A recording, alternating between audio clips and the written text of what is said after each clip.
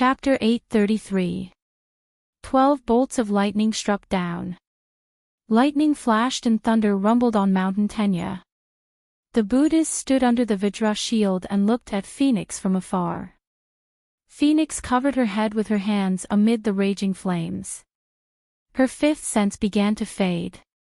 In the midst of the blood, the Phoenix could no longer stand and fell down the stairs. The 9 heavens. Demons danced wildly. Within the 6 paths, almost everyone was shocked by the thunderous sound. Evil spirits emerged from the sea of blood. What's going on? Did something happen to Buddhism? It seems that the ancient Buddhas have abandoned Buddhism and are suffering from the heavenly tribulation. Abandoned Buddhism. How are they going to survive? Who would be so stupid? The demons suddenly looked up at the sky as they talked. Amidst the raging flames, a dazzling radiance could be seen. A beautiful giant tail flashed across the horizon. That is the ancient phoenix. Boom! 31 bolts of lightning. Mountain Tenya was shaken and the sky collapsed. A corner of the Vajra shield was broken. The Buddhas inside frowned. The scattered little Buddhist monks were washed into Mountain Tenya's ice river. Phoenix was on the verge of death. Her beautiful original form lay on the ground. Her soft feathers flowed with blood, dyeing the entire Buddhist path red. I'll ask you one more time. Are you really going to abandon Buddhism? Phoenix looked up at the sky and smiled. At that moment, all the unruliness and mockery appeared on the surface. Everyone knew that if Phoenix still had her Buddhist bones, she might be able to survive the 33 bolts of lightning. However, she used the most resolute way to despise Buddhism. That unique attitude seemed to be saying that no one in this world could command her. Not even the Buddhas. Get out of my sight. Bang! The 32nd bolt of heavenly thunder struck the Phoenix's raised head. The Buddhas knew that if another bolt of lightning struck, Phoenix would lose all 6 senses. There would be no Phoenix reincarnation in the 6 paths. Amitabha. The Venerable One retracted his gaze and quietly put his palms together. Right at this moment, the Bodhi tree that had been erected outside the Buddhist gate for tens of thousands of years suddenly shook its branches. There was a rumbling sound. Everyone raised their heads and saw that on top of the supreme 33 layers of heaven, the majestic divine statue of Mount Meru appeared, surrounded by countless auspicious clouds. That was the brilliance of the Buddhas returning to their positions. Someone had become a Buddha. Becoming a Buddha without karma. This was the first thought that flashed through everyone's mind. Immediately after, the Buddhist light descended from the sky like a golden shield, firmly enveloping Phoenix. Venerable One, how could this be? Who dared to disobey the Buddha's order? Who is it? Who was the one who had become a Buddha? All the Buddhas looked at the Venerable One. Sitting on the golden lotus, the Venerable One opened his eyes again and looked at the dying Phoenix who was kneeling on the ground in the bronze ruins. Bang! The last clap of thunder struck the Buddha light. When he opened his eyes again, Phoenix was gone. Logically speaking, those who betrayed Buddhism were bound to be crushed into ashes. Moreover, Phoenix had even extracted her Buddhist bone, so it was impossible for her to escape to heaven. Unexpectedly, there was someone who gave all his gospel to Phoenix in less than a second after becoming a Buddha, in exchange for Phoenix's reincarnation. This was a huge variable. It was because of this variable that the Venerable One's eyes darkened. Venerable One. All the Buddhas turned around and frowned. There was some doubt in the Venerable One's eyes, but he did not say anything. He narrowed his eyes and walked toward Mountain Tenya. Among the 6 paths, only Buddhism could not do anything that went against the will of heaven. Since someone had taken the last clap of thunder for Phoenix, Buddhism could not be ruthless. However, no one knew who had attracted the Buddhist light from heaven before becoming a Buddha. The Venerable One seemed to have thought of something. When he was halfway up the stairs, he suddenly turned around and looked in the direction of Bodhi. There was no one there. The Venerable One's eyes narrowed, and he pinched his fingers to calculate. After losing his Buddha body, his eyes were always emitting a puzzling light. As if he had spied on the will of heaven, he chanted Amitabha with a smile and said to the empty lotus pond, "Golden lotus, go to the lower realm and meet Bodhi. As long as you have him, you can take Phoenix's fate. Phoenix owes him this. Phoenix is destined to be unable to escape this karma. When the time comes, you can become a Buddha again." Amitabha. Amidst the Sanskrit chants, the lotus pond shook, and the fate was set. It was just that even the Venerable Ones did not expect that there would be someone who would go to the mountain of Amitabha and kowtow 9,999 times just to make a great wish. It was a gentle and slender figure, wearing a white robe and pure black hair. He was as clean as the divine water between heaven and earth. In the heavy snow, he did not seem to know the cold at all. He took a step forward and knelt down. Because he had just suffered a clap of thunder, his jade-like fingers were still bleeding. The blood seeped into the glacier drop by drop as he knelt down. That year, the snow on Mountain Tenya was especially heavy. The divine bird swept across the sky and said to the person on the ground, "Bodhi, it's useless. Go back. As long as the true Buddha does not return, you will not be able to touch heaven and earth." The man smiled slightly, but did not stop. The divine bird heaved a long sigh and repeated, "It's useless.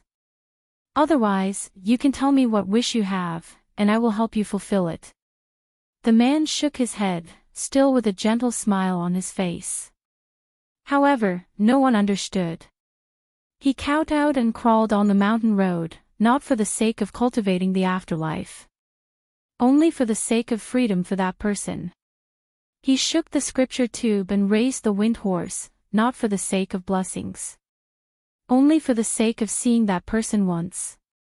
Even when he became a Buddha, it was not for the sake of immortality. He wanted to bless her with peace and happiness. These divine birds could not do it. Only the true Buddha could fulfill his wish. He knelt down again. The man lowered his eyes, and the Bodhi leaves fell one after another. The divine bird looked at his back and gritted its teeth. "Why are you so stubborn? You are really a Bodhi tree." After saying this, the divine bird wanted to fly away. However, just as it flapped its wings, the 999th kowtow fell. On the snow mountain, the floating light gathered to form a reflection. That is. No one had ever seen the true Buddha. The Buddha's tribulation happened once every 10,000 years. If the true Buddha wanted to return to one, he had to clear the sea of blood. However, the 6 paths were in chaos now, and even Buddhism was somewhat abnormal. The true Buddha had long disappeared. But today, he really appeared. No one has ever knelt down to the 999th step on the ice mountain. The Sanskrit voice sounded from the sky. The true Buddha lowered his eyes and whispered, "Bodhi, I know what you want, but you have to know that the emperor fell from heaven, abandoned the divine personality, and gave up reincarnation, all for the sake of the phoenix." Everyone thought that he tied the phoenix's red string to himself, but in fact, the phoenix did not have a red string to make him move. Chapter 834. Upon hearing this, the man raised his eyes. The true Buddha looked at him and continued, "He tied his red string to Phoenix so that Phoenix could win an incomplete marriage. In other words, in order to be together with Phoenix, he was willing to give himself up to Phoenix. You and Phoenix are destined to never be together. Why are you so persistent?" The man knelt and did not get up. His black hair was blown by the wind. He did not stop. Buddha also said that the marriage is incomplete. If there is reincarnation, is Phoenix destined to be alone? She is the ancient Phoenix. She is destined to return to Buddhism.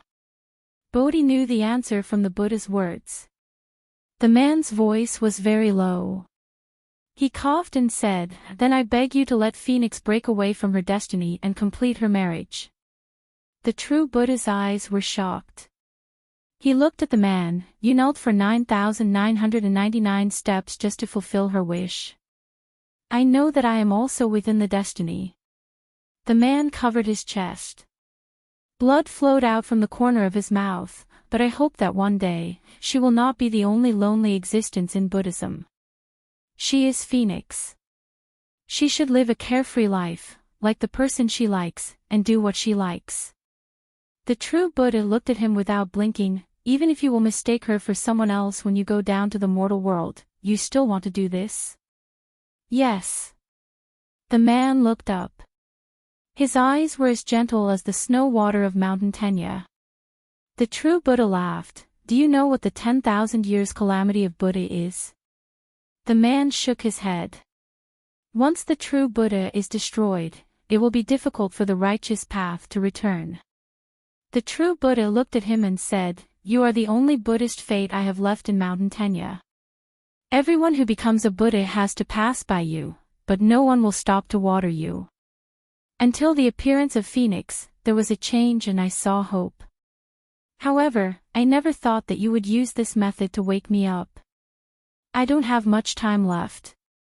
I have to avoid the Buddha's voice to tell you this because I want you to know that when you go to the mortal world this time, the golden lotus will also reincarnate. According to the destiny, you have to be deceived and mistake her for Phoenix. Only then can you deceive Phoenix and win a chance of survival for Phoenix.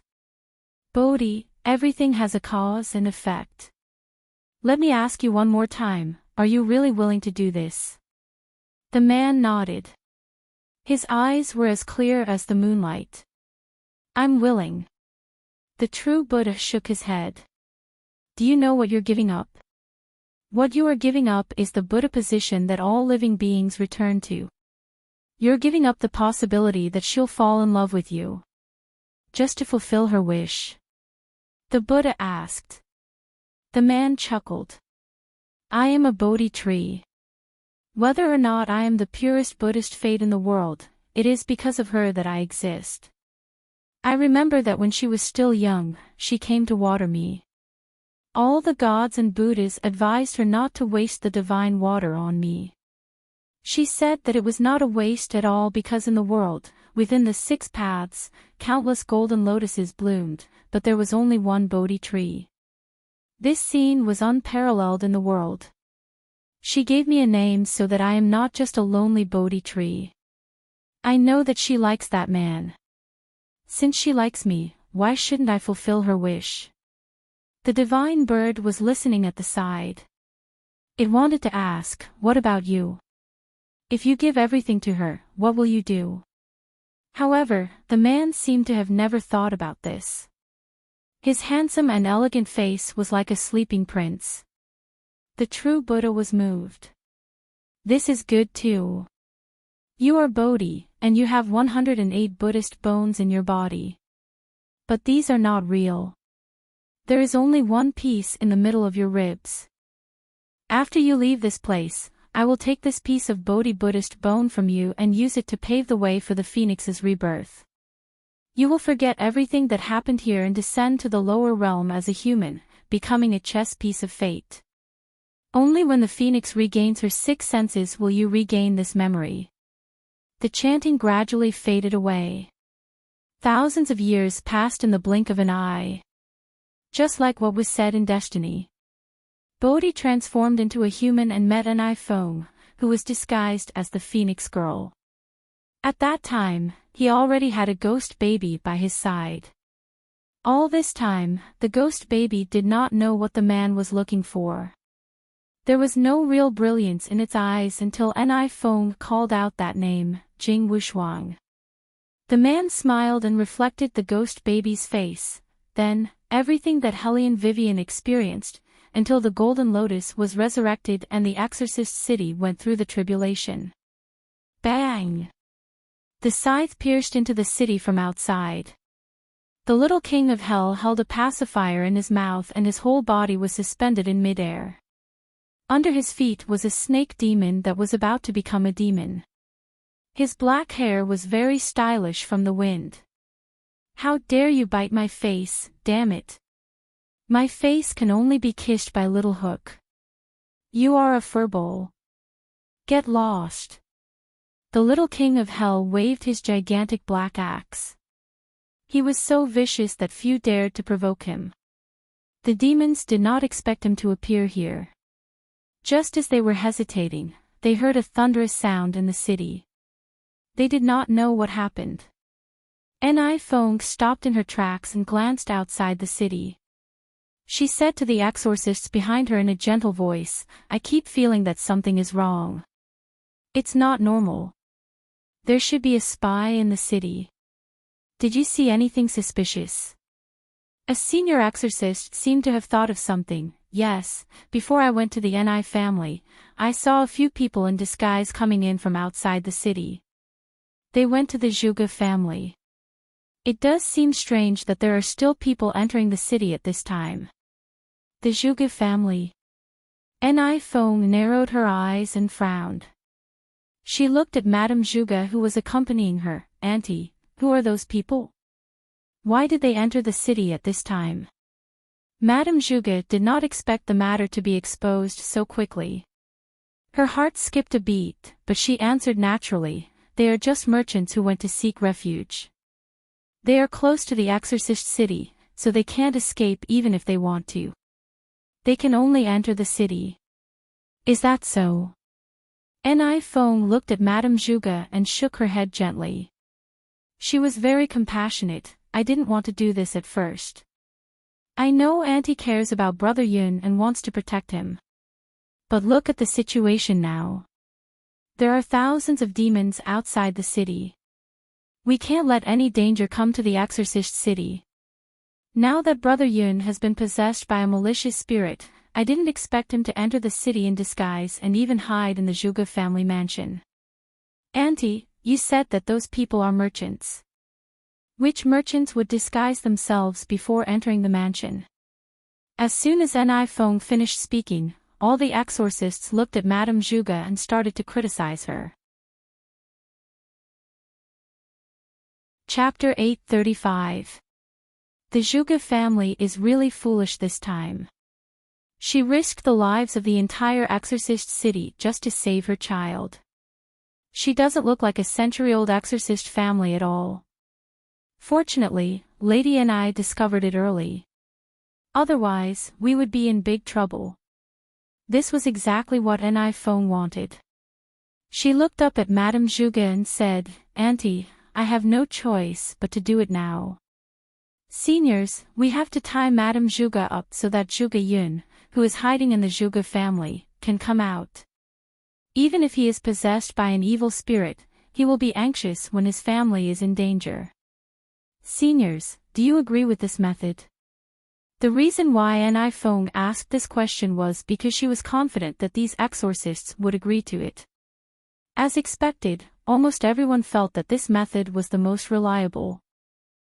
Fong did not waste any time and looked at Madame Zhuge again.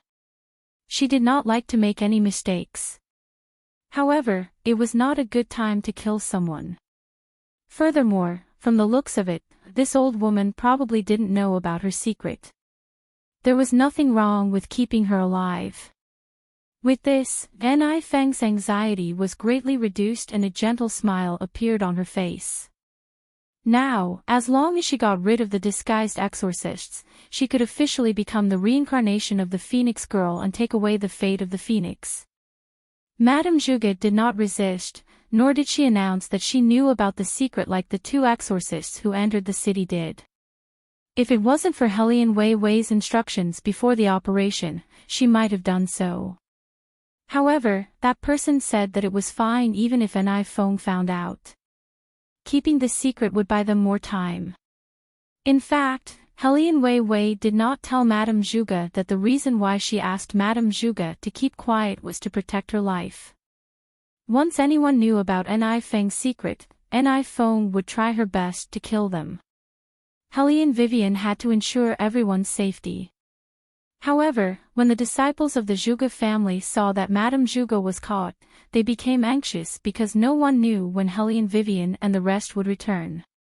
They had to save Madame Zhuge. However, right at this moment, the ground where the Ni family's demons were surrounding started to burn with a raging fire. Within the raging flames, Helly and Vivian's closed eyes suddenly opened.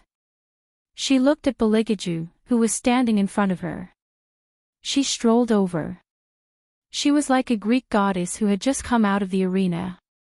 She had slender legs and the corners of her mouth were slightly raised. Even under such circumstances, she was still so arrogant that it made people's hearts beat faster. Needless to say, she had the memories of her past life. The person standing in front of him now was not only Helly and Vivian, but also Phoenix, whom he had once hurt. At that moment, Beligaju felt his heart twist into a ball. For some reason, he recalled that he had spent an entire day searching for the demonic mirror in the heavenly lake, only to be told that she had gone into seclusion for Bodhi. At that time, he was thinking that he should have held on to her tightly and not let go when she suggested breaking up, regardless of who she liked. Until now, Beligaju's thoughts had never changed. If she was really moved by Bodhi, he would tie her up immediately and let her know who she belonged to from the beginning to the end. Helly and Vivian raised her head and looked at the man's handsome face. His deep peach blossom eyes, his looming demonic nature, and that familiar divinity. "You're worried that I'll regain my memories of Buddhism because of Bodhi?" Helly and Vivian raised her eyebrows. As soon as she finished speaking, the man pulled her into his arms and squeezed her tightly. He was so tight that he used all his strength, as if he was afraid that she would leave at any time. However, he was very evil and domineering. "When was I worried? It's just a Bodhi tree, how dare it take you away from me?" Helly and Vivian paused and felt the man's stiff fingers. Her lips curled up slightly. "Since you're not worried about Bodhi, you're worried that I'll find out your original intention of getting close to me. You're taking revenge on me for not paying attention to you back then. That's why you're luring me." Bailey Jiaju looked at her with heavy eyes. In an instant, cracks appeared on the marble floor under his feet. The demons at the side trembled and immediately formed the shape of a goldfish. However, the man ignored them. He leaned down and put his thin lips on Helly and Vivian's ear. "Luring? Did I do that? I just used some methods to get you. You should be very clear about that." "Yes, I'm very clear about that. That's why I've decided to take you in, so that you won't harm others." Helly and Vivian smiled faintly and wrapped her arms around his neck. "But shouldn't you explain what's going on with those women around you?" Beligaju was stunned for a moment. The evil aura around him disappeared. He carried her up with a faint smile. "Not like that. Would you turn around and look at me?" At that time, one of them was the Emperor of the Heavenly Tao, while the other was the Phoenix of Buddhism who did whatever she wanted. In the beginning, they didn't see eye to eye and always wanted to conquer each other. Later on, they found out that they had already secretly fallen for each other when they first met. It was just that both of them were too young and arrogant at that time. They were used to not lowering their heads, so they were used to hiding everything in the bottom of their hearts. "So you didn't give the magic mirror to Jinlian?" Helly and Vivian let the man hug her. There was a smile in her eyes. Beligaju lowered his head and looked at her. "I'm not blind. Why would I give her the magic mirror? You should know about the memories reflected in the magic mirror. I'm just asking. After all, I'm not the kind of person who would throw away a token of love." Helly and Vivian smiled slyly. Beligaju raised his eyebrows. "I'm not the kind of person who would go to the forbidden area and kneel for 100 years for anyone other than you." Helly and Vivian. This sentence was too lethal. She was actually speechless. "Shouldn't you give in to me a little?" Helly and Vivian complained softly. Why are you still so sharp-tongued? Beligaju looked at the furry head in his arms and bent down to hug her. He said in a low voice, "You don't know what I was thinking when you walked out just now. I was thinking that if you were a little naughty, I would crush your claws so that you wouldn't still be thinking about that Bodhi tree. You've long remembered the past." Hellion Vivian wasn't asking. Instead, she was stating. Beligaju laughed softly. Not very long ago. After entering the tomb, I thought of some fragments. These fragments were from the heavenly Tao. They were very messy and fragmented. However, these aren't important anymore. What's important is how those Buddhists treated you back then. I'm going to get them all back, bit by bit. Chapter 836. At this moment, a large number of exorcists rushed out from the center of the exorcist city. They were not there to fend off the demons outside the city. Instead, they were all wearing white robes and holding long swords, surrounding the Zhuge mansion. Ni Feng stood at the front of the group of exorcists, looking at the tightly shut iron gate of the Zhuge mansion through the veil. She glanced at the disciple of the Ni family beside her. The disciple did not say anything else. He dragged Madame Zhuge, who was tied to the side, over and shouted at the Zhuge manor, "Zhuge Yun, Madame Zhuge has disregarded the safety of the entire exorcist city for you. Are you going to hide in the Zhuge manor like a coward?" Madame Zhuge knew that Ni Feng had done all this on purpose. She did not say anything and just stood there with a cold look in her eyes. Ni Feng was very polite. She looked at the disciple of the Ni family and said, "Don't talk like this in the future." Then, she looked at Madame Zhuge and said, "Auntie, Brother Yun has been controlled by a malicious spirit. I have to find him. Otherwise, I will be irresponsible to the people of the exorcist city. I know you will blame me, but at this point, I can't care so much. Please forgive me, Auntie." Her words were not meant for Madame Zhuge, but for the exorcists who were following behind her. Today's matter must be bloody. When Zhuge Yun and the rest came out later, they would definitely reveal her secret. If she did not say anything in advance, it would inevitably arouse suspicion. As long as she continued to deepen the impression that Zhuge Yun had been possessed by the malicious spirit, all she did was to protect the exorcist city. Even if Zhuge Yun and the rest had the chance to say something, no one would believe them. Because in people's minds, it was just the malicious spirit's instigation. Even if these exorcists did not think so, she would still lead them in that direction. If she did not think of a way to kill all the people who had entered the ancient tomb, her secret would be in danger of being exposed. Zhuge Yun and the rest must not be left alive. At the thought of this, Ni Feng narrowed her eyes and deliberately lowered her status. "Auntie, don't worry. As long as Brother Yun doesn't do anything overboard, everything will be fine."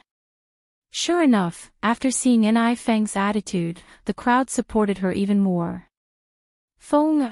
There's no need to say so much to the Zhuge family.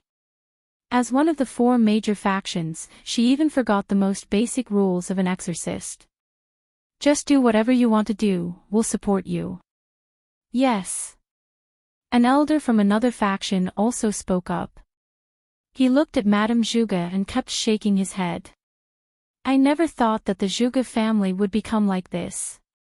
When Brother Zhuge was still alive, how could he tolerate having a demon in his family? Since he was possessed by an evil spirit, he should deal with it as soon as possible.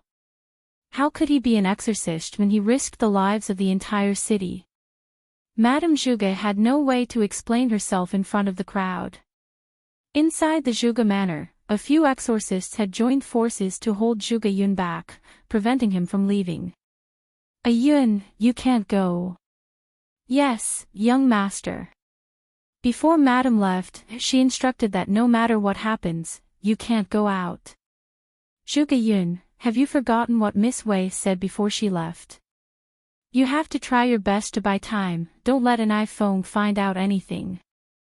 Zhuge Yun bit his lip hard, his eyes were red. Stay here, I'll go out by myself. I can't let these people slander my mother and tarnish the reputation of the Zhuge family for generations. But what can you do if you go out? You heard it just now. Now all the exorcists in the exorcist city are on Nifeng's side. Whatever she says is the truth.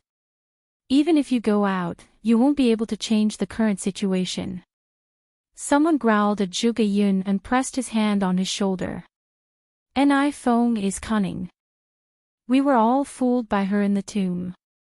If it weren't for Miss Wei, we wouldn't have known that she dared to fake her identity as the reincarnation of the Phoenix Girl. Now that you're out, I don't know what she'll do to you. Zhuge Yun's eyes were pure black and sharp. Even so, I can't let her be so unscrupulous. Even if I die if I go out, I'll tear off her hypocritical mask and let everyone know what kind of woman she is. Zhuge Yun. The exorcists saw that they couldn't stop him. They looked at the back of the figure walking toward the door and gritted their teeth. Wait, we'll go with you. As exorcists, for a long time, they had forgotten why they promised their father when they were young that they would protect the righteous and ward off evil. They didn't know when it started, but the exorcist city was no longer as simple as it used to be. The cooperation between the sects in the past had turned into a struggle for power. As exorcists, they had to consider how they could best protect the interests of their families by focusing on exorcism. However, now, for the first time, they found the purest impulse. They wanted to break these unknown rules and tell everyone what the truth was. They wanted to be a true protector of the righteous and ward off evil. Bang! The door was pushed open with a heavy hand. Zhuge Yun stood there, his eyes met with Nifeng's. His voice was cold. Nifeng, didn't you want to look for me? Now that I'm out, let my mother go. Nifeng seemed to be shocked by his appearance. She deliberately patted her chest and coughed twice before saying weakly, Brother Yun is really possessed by a malicious spirit. Otherwise, why would he be so resentful towards me? Auntie, is this why you didn't say anything and protected Brother Yun in the Zhuge manner? Unfortunately, his violence is so obvious. The seniors are here too, they won't let him go on like this. Enough. A few voices came from behind Zhuge Yun. The exorcists who had been to the ancient tomb lined up in front of the Zhuge manor. Every one of them was wearing a white exorcist robe. They looked at Nifeng with cold eyes. Every one of us is standing in front of you, safe and sound. You keep saying that we're possessed by evil spirits because you're afraid that we'll reveal your secret. Nifeng. Do you really think that you can control the entire exorcist city? The moment the exorcists came out, Nifeng felt that things were a little tricky. She was worried that something had happened. However, when she looked around and didn't see Phoenix, she smiled in her heart. She thought that they had some tricks up their sleeves and dared to challenge her. In fact, they had nothing. They were just a bunch of stupid humans. Since she could make all the exorcists in the exorcist city listen to her, she was naturally well prepared. Chapter 837.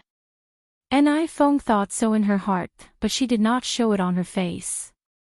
Instead, she coughed heavily and said softly, I've never done anything like I did in the exorcist city.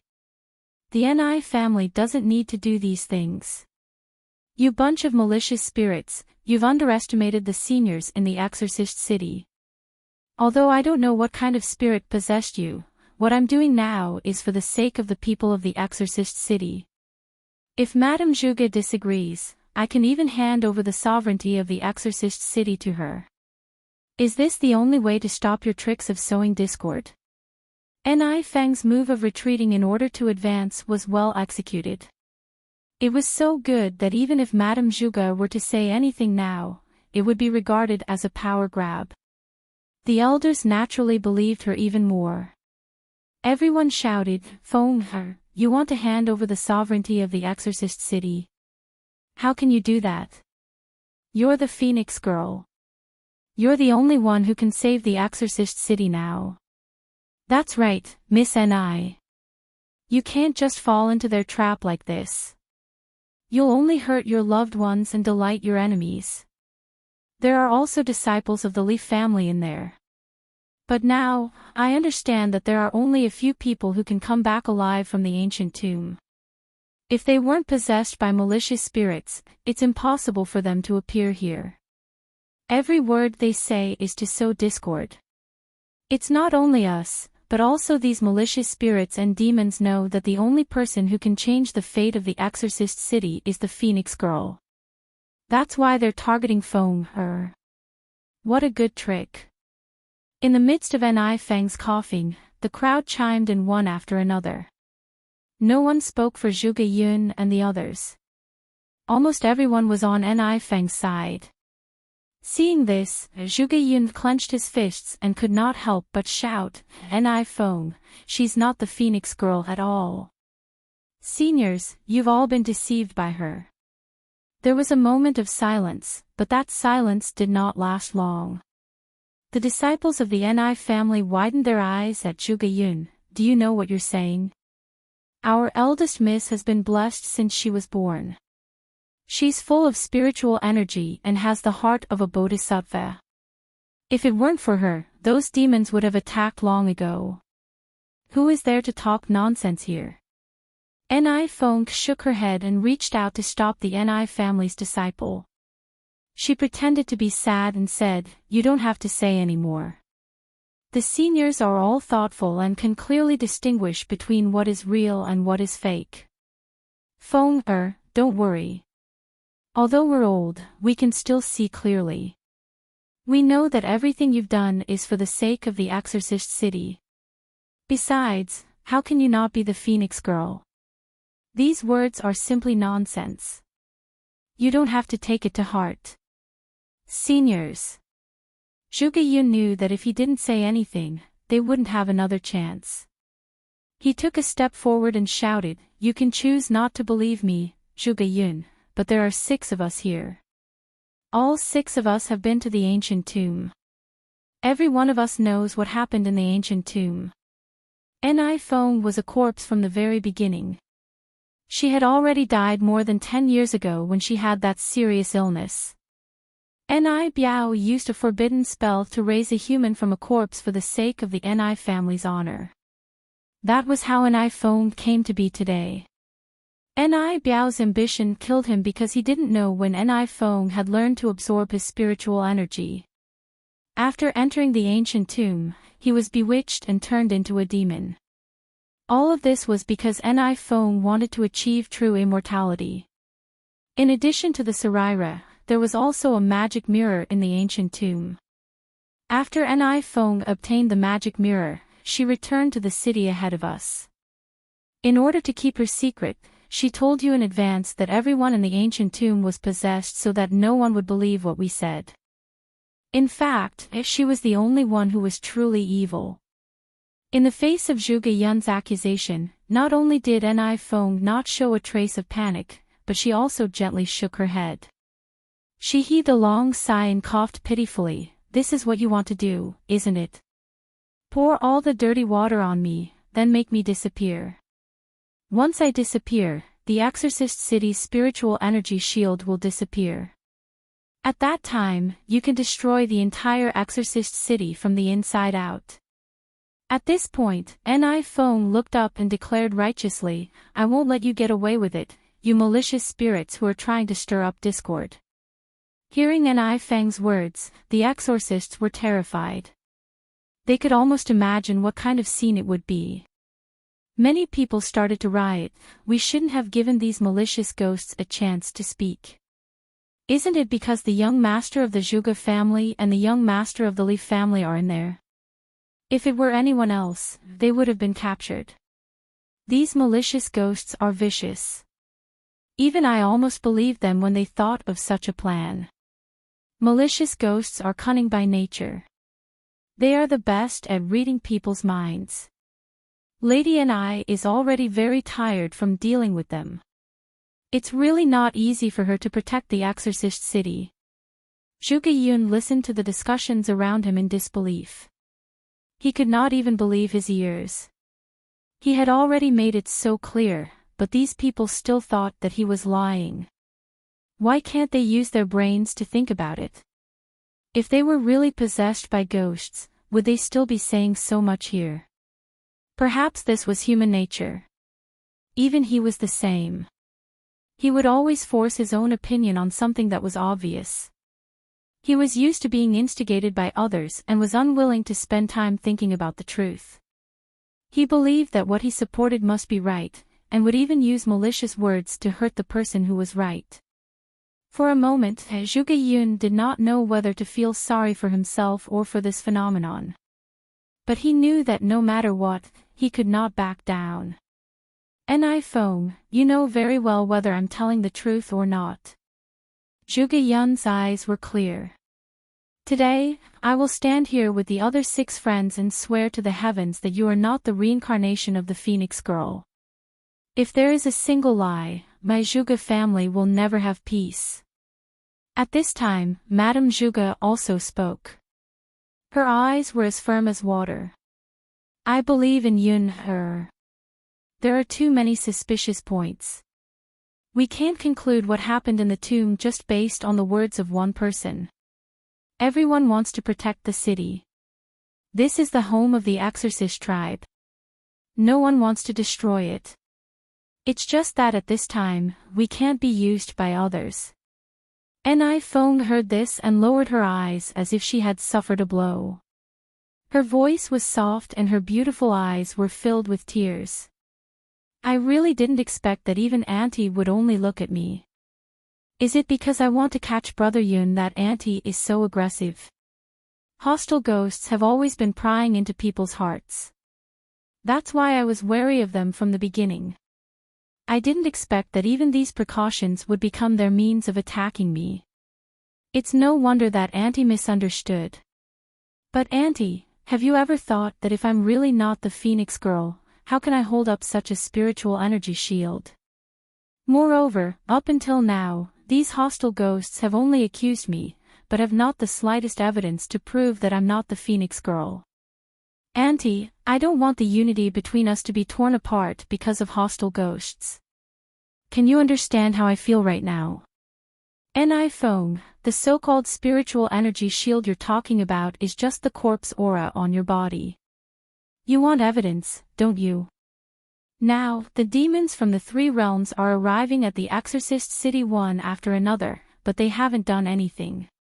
It's not because of the spiritual energy shield, but because they have never thought of attacking the city. The reason why the exorcist city is surrounded is inside the city. As long as we can't stop Ni Feng and find a way to break this corpse aura shield, the exorcist city will become a real hell on earth.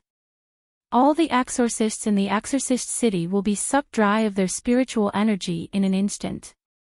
Those demons know that this place is going to become a purgatory, which is why they're surrounding the city. It's said that the Phoenix girl is a phoenix born from fire. The real reincarnated Phoenix girl can let the Buddha aura shine and show the Dharma form of the Phoenix. Ni Feng, since you were young, the title of the reincarnated Phoenix girl was given by the Ni family, but in fact, you've never shown the Dharma form of the Phoenix. Do you still dare to say that you're the Phoenix girl? Now that all the seniors in the exorcist city are here, if you're really the Phoenix girl, cast your spell and show everyone who's lying. This was the first time Zhuge Yun's thoughts were so clear.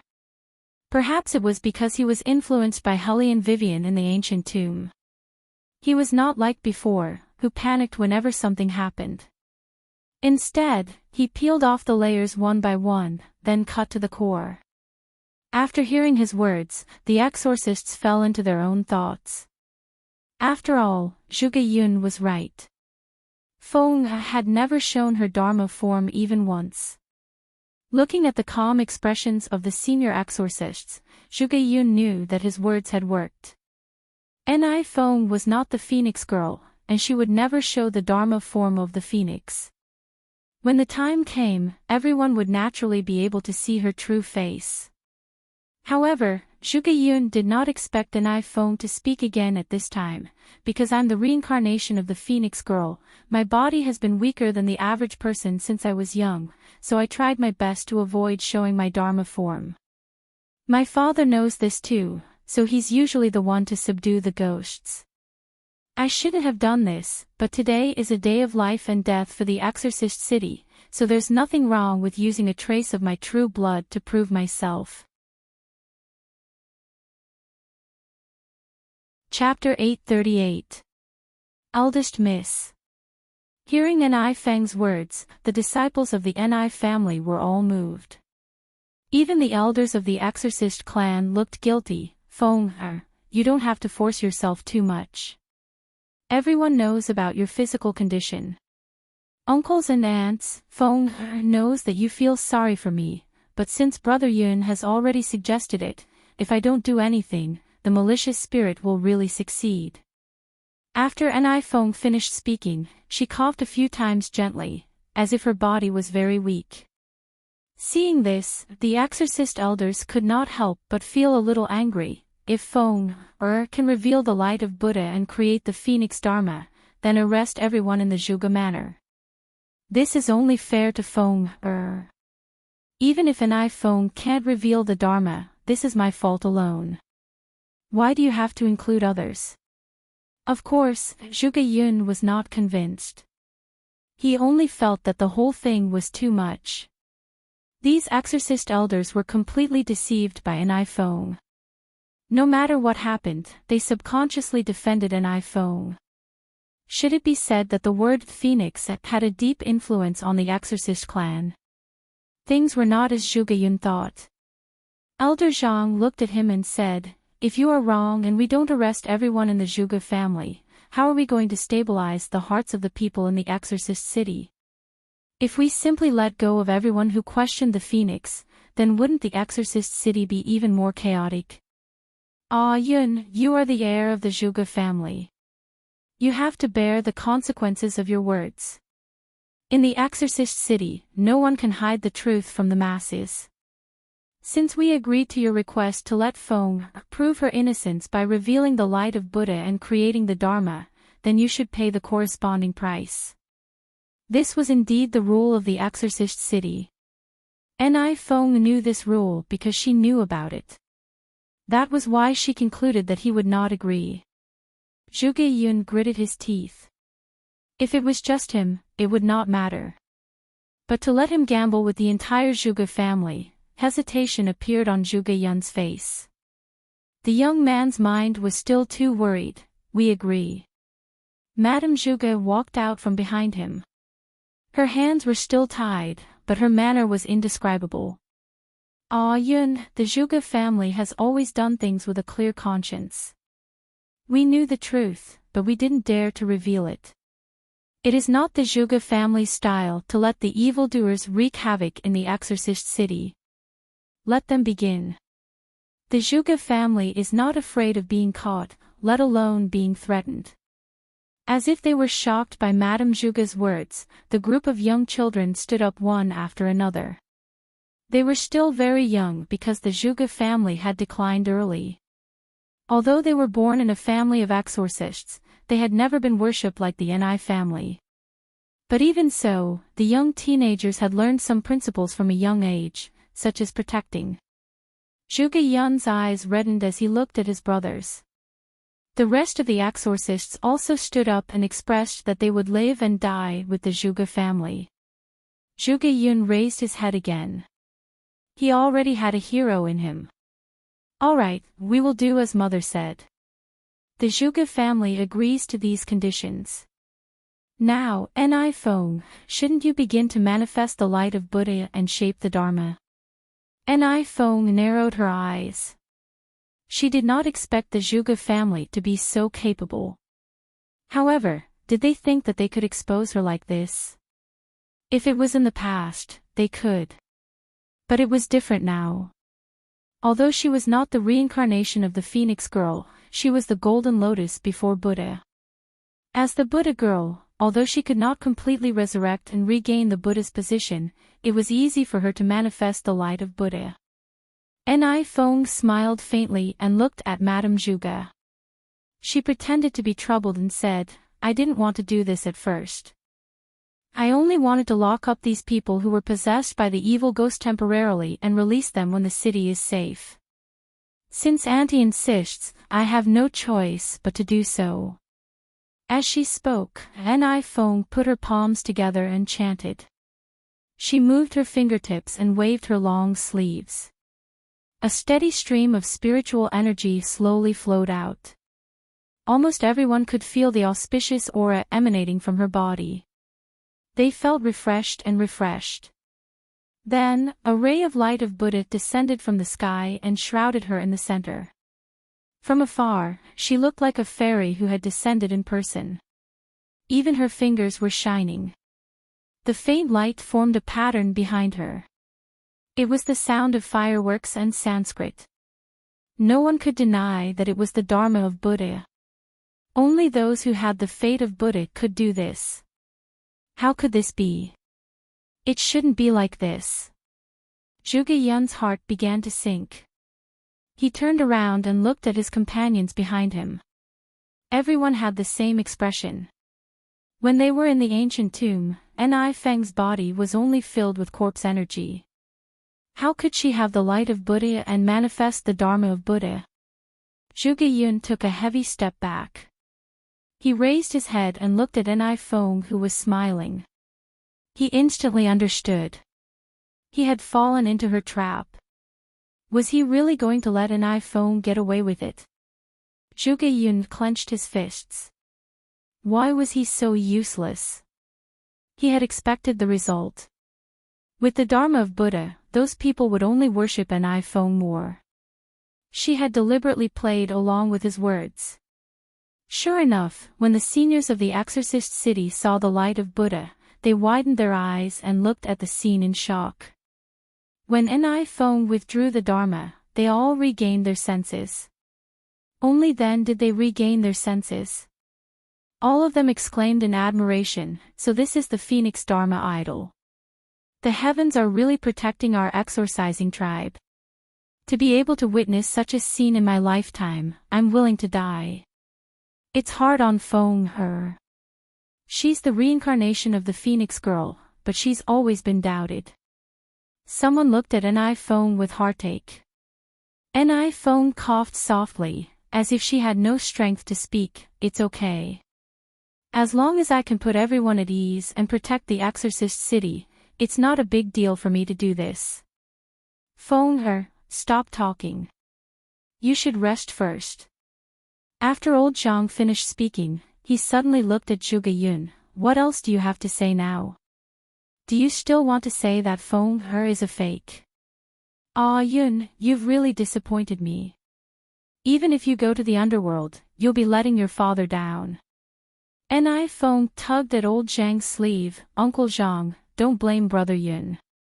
He's also been possessed by a malicious spirit. That's why he came up with such a vicious plan. However, it's probably because he's been possessed for too long. It's difficult to help him regain his consciousness. What do you mean by regain his consciousness?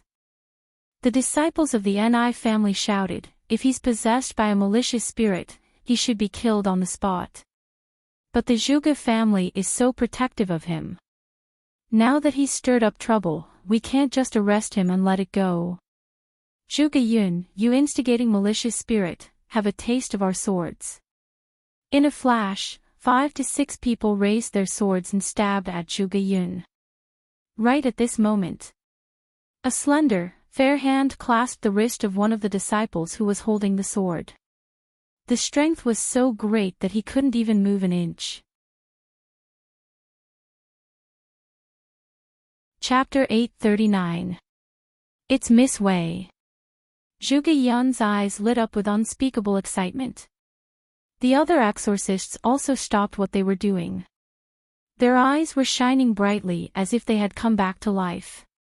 They were so bright that it was piercing. Ah! The disciple suddenly screamed in pain. He bent his knees and looked at the person who was holding his wrist. Who are you? Hellion Wei Wei chuckled. Her features were delicate and pretty, her aura was brilliant and scorching. Her tall and slender figure stood against the light, as if a queen had arrived in person. Who am I? Your eldest miss who wants to disguise herself as the Phoenix girl knows very well. You dare to slander the lady. You're really with Zhuge Yun. The disciple wanted to get up. However, Hellion Vivian narrowed her eyes and looked at him sharply. Black, hold him down. Following her low roar, a huge black shadow emerged from the fog, shaking its black fur, as if it could crush everything, pouncing towards that disciple. What is that? Everyone's eyes widened. Only now did they see the huge black shadow clearly. It was a black demon dog. Just its claws alone could crush 4 or 5 people in an instant. Those sharp claws were incomparably dangerous. Its scarlet eyes made it look like an emissary from hell. It was as if as long as they moved slightly, it could take their lives. Everything happened so fast that they did not even have the chance to fight back. The peachwood sword was thrown aside. They could even smell the dangerous aura coming from the black dog. The few disciples from the Ni family who wanted to attack Zhuge Yun could only be described as fear. They had never seen such a huge demon dog. Moreover, this demon dog was not even afraid of the peachwood sword and the spiritual energy on their bodies. It was as if it could bite them into pieces if it lowered its head. What made them even more scared was that such a huge demonic creature actually retracted its claws at a casual command from the other party. All right, you can come back now. Hellion Vivian smiled. The black demon dog immediately stood to her right. Its long and black hair exuded the evil from the depths of the earth's crust. An endless stream of black fog was emitted from its body. It was as if as long as one was looked at by its blood-red eyes, one would die in the next moment. However, the man with the fluttering robe stood in front of it with a smile on his face, as if he was the master who could tame all the demons in the world. The whole street of the exorcist city was dead silent. No one dared to take a step forward. The senior exorcists felt an unprecedented threat. They stared at Hellion Vivian and asked, "What kind of demon are you?" "Monster." Hellion Vivian chuckled, her eyes filled with mockery. She ignored the exorcists and looked into Ni Feng's shaking eyes. "You must be very disappointed that I'm still alive, Miss Ni." Ni Feng's panic only lasted for a moment. She quickly regained her composure. So what if this woman was still alive? Without the Buddha bone, she was nothing. She thought that she was still the phoenix who could clear the sea of blood and see through the 6 paths TSK. She was no longer. She was just a mortal that she could crush with one hand. She wanted to go against her with just a mortal body. Without the memories of the phoenix, she was not even worth mentioning. Even if she recovered her spiritual aura, it would still be the same. Ni Feng raised her eyes and said in a clear voice, "I don't know what you're talking about. However, our exorcist city will not allow any demon to exist. Since you've come in, don't even think about leaving." "When did I say that I wanted to leave?" Hellion Vivian looked at her lazily and evilly. "I won't leave until I destroy your soul." Ni Feng was not afraid of her. She twisted the truth and said, "So you're the mastermind behind all this. Those malicious spirits also listened to your instructions and tried their best to slander me. You planned to join the Zhuge family from the beginning, didn't you? Now that I think about it, you didn't join any of the exorcist families but chose to join the Zhuge family just so that you could carry out your plan better. You knew that the Zhuge family had a deep grudge against our Ni family. Compared to other senior exorcists who had a pure state of mind, the Zhuge family would be more easily bewitched and manipulated by you. It was a good plan. Unfortunately, I showed the Buddha's light and Dharma, so your trick was useless. The one who lost in the end, is still you. After hearing An Feng's words, curses were heard all around. So that's how it is. The Zhuge family's hearts have been eaten by dogs. They just let the demon control them and slandered Lady Ni indiscriminately. Just catching them and locking them up is not enough to appease my hatred. Such people should not stay in the exorcist city. Saying that Lady Ni is a lie. I think the Zhuge family is just jealous. They are jealous that the Ni family is stronger than the Zhuge family. All of this is because of this demon. Bewitching people is not a good thing. Lady Ni, there is no need to talk to such a person. Just fight her. We have so many people, we are afraid of just a few of them. There are no demons in the exorcist city, let alone the Zhuge family who takes in demons. I feel disgusted just by killing them. The hurtful words poured into Zhuge Yun's ears. He clenched his fists even tighter. He wanted to rush over, but was stopped by Hellion Vivian. Unlike Zhuge Yun, Hellion Vivian just stood there and glanced around casually. Her voice was indifferent. Are you guys done? Everyone was irritated by her attitude and gritted their teeth. Hellion Wei smiled and said, you guys like to be used by others, but I don't like to let imposters jump around here. As she spoke, she looked at An Feng. Her eyes were clear and sharp, and her long hair fluttered in the wind. Golden Lotus, you want to impersonate me with your Buddhist aura. Chapter 840. Hearing the words Golden Lotus. An Feng abruptly raised her eyes, the gentleness on her face was gone. Impossible. This is impossible. Phoenix will never regain her memories. Back then, the Venerable One had said that as long as Bodhi recognized her wrongly, he would do everything possible to protect her, and the true Phoenix would never exist. This is destiny. Phoenix will never be able to escape from this destiny. Why? Why is this happening? An Feng still could not believe it.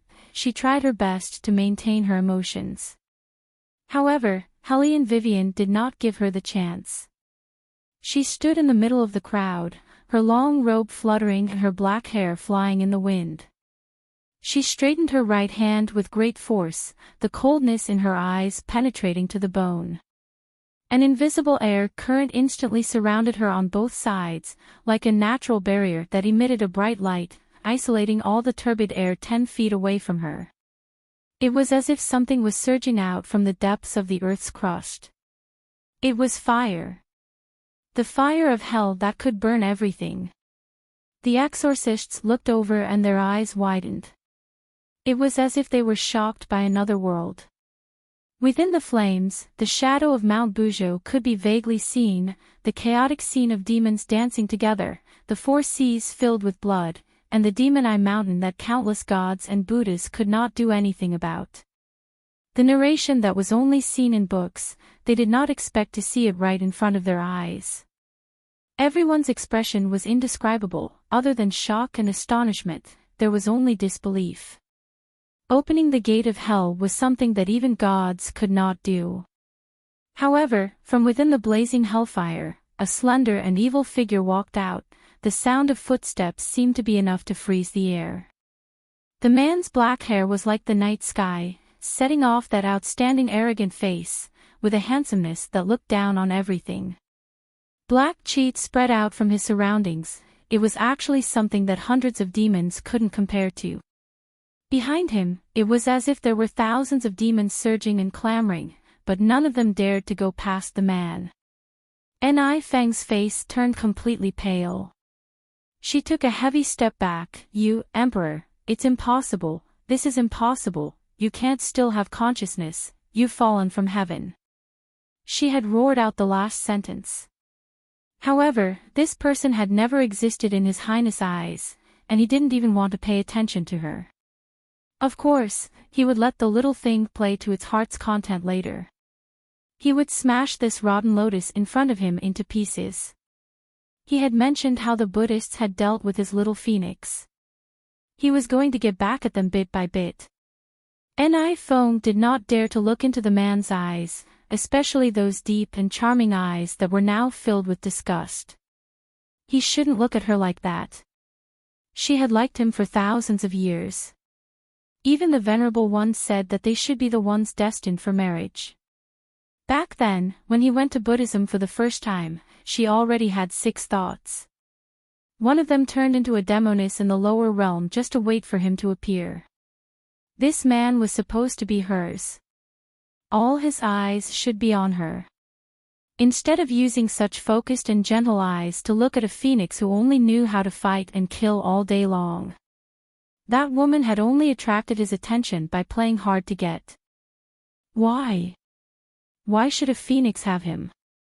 Ni Feng turned her head and looked at Hellion Vivian as if she was looking at an enemy. Hellion Vivian just chuckled. Jinlian, I'll show you what the real phoenix Dharma form is. As she spoke, she waved her palm and her clothes moved with the fire. In my name, I call the wind and clouds of the world, adjust the fire of hell, save thousands of lives, and become the true Buddha of Sakya. Phoenix Bone Knife, return to your position. As soon as she finished speaking, a loud bang was heard. The invisible gas gathered in the center of her palm, and a huge whirlpool stirred up the entire Buzhou mountain. Hellion Vivian stood in the center of the whirlpool without dodging. Her eyes were like torches, and her robe fluttered. Several rays of light burst out from her back, forming a golden phoenix that flew in flames. The airflow was surging with flames, and a huge machete rose from the sea of blood. It seemed to have a murderous aura, and it slashed all the evil spirits along the way. It flew straight into Hellion Vivian's palm. That's Demon Slayer curse. The curse of our exorcist tribe. Could she be the real Phoenix girl? The exorcists who wanted to punish Zhuge Yun were all dumbfounded. The peachwood swords in their hands fell to the ground. They could not believe that the reincarnation of the Phoenix girl that they had recognized for so many years was a fake. Feng what's wrong with you? Elder Zhang was the most distressed. He was so regretful that his intestines turned green. At this time, Ni Feng could no longer hear his questions. The aura was getting stronger and stronger. She could only resist it by holding up the Buddhist aura. Seeing that she did not speak, Elder Zhang knew that this matter was settled. When he looked at the young people who were thought to be possessed by evil spirits, he felt a burning pain on his face. It was not only Elder Zhang. Those exorcists who had cursed the Zhuge family wanted to dig a hole and bury themselves in it. They did not even dare to think about what they had said. Because that would only prove their stupidity. The Phoenix girl was originally the deity that they had to protect for their entire lives. However, they worshipped the fake Phoenix girl and treated the real Phoenix girl as a monster. The exorcists who were besieging the Zhuge family lowered their heads at the words regret. When Ni Feng saw this, she laughed loudly. Her voice was like heavy Sanskrit, echoing in everyone's ears. Phoenix, do you think that you can come back to life with the help of the Emperor to attract the fire of hell? Without the light of Buddha, you can't form a Buddha's body. Do you think I don't know? The Buddha's bones in your body have been extracted long ago. You can't break out of your shell. Poor Phoenix, do you think you've won? You were destined to lose when you turned your back on Buddhism back then. You can't escape your fate. You'll always be a sharp blade of Buddhism. Ha ha ha, ha ha ha ha ha. The maniacal laughter echoed throughout the entire exorcist city. Ni Feng's expression had changed. She no longer looked harmless, but sinister and ruthless. Soon, your Dharma form will be taken away by me. Even the Emperor won't be able to stop it. This is God's will. Phoenix, even if you were once the leader of all Buddhas, what can you do about God's will? You're destined not to be favored by the true Buddha. However, what an iPhone did not expect was, right at this moment, a string of Bodhi that emitted light rose from Zhuge Yun's body and turned the evil spirit in the air into nothing. Chapter 841. In an instant, huge waves surged like a sea of blood. The light of Buddha descended from the sky, splitting the bloody clouds and reaching straight to hell. Celestial birds flew in the sky and lotuses bloomed. On top of the exorcist city surrounded by demons, the majestic statue of Mount Meru appeared. It was like a Buddhist land with boundless lotuses. It was just like the scene when Phoenix broke out of its shell.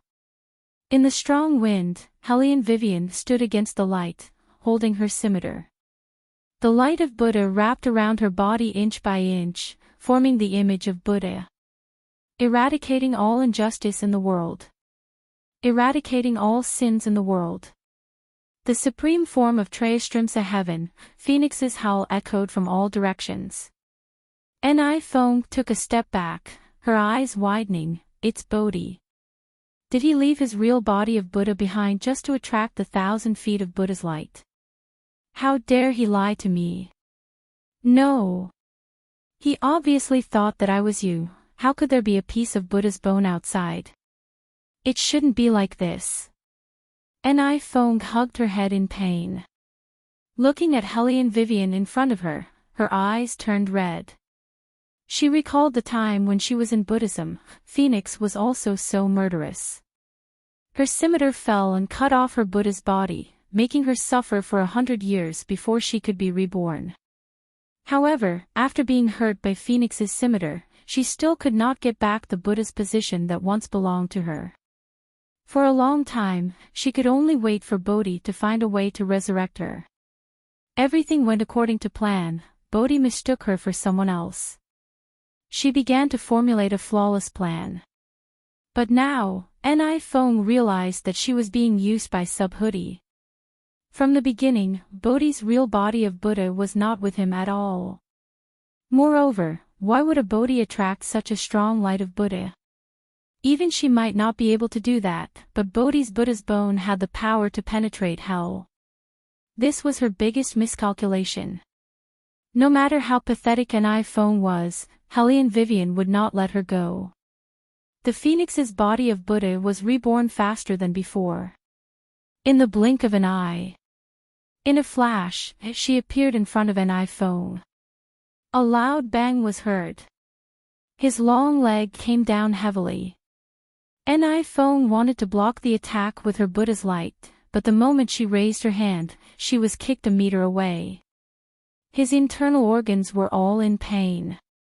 Regardless of whether she was the Golden Lotus or the young lady of the Ni family. She had always been pampered by others and had never suffered the slightest bit. Only this Phoenix, this damned woman. Ni Fong jumped up and was about to fight back. But her speed was nothing compared to Phoenix's, who was extremely powerful in the 6 paths. She didn't know if it was because she had spent too much time with His Highness. In the past, Hellion Vivian was the one who liked to end battles quickly. She was the one who killed people with one shot. He had actually learned how to torture people in combat. As long as Ni Fong raised her head, her leg would follow suit. Ni Fong clutched her chest and spat out mouthfuls of blood. She sneered, "So what if you kill me? I still have Buddha's fate. As long as there are lotuses in this world, I can be resurrected. Phoenix, although you're an immortal bird, I'm the golden lotus in front of Buddha. As long as Buddhism is not destroyed, I can live for another day. When that time comes, I'll take revenge for everything that I've suffered today."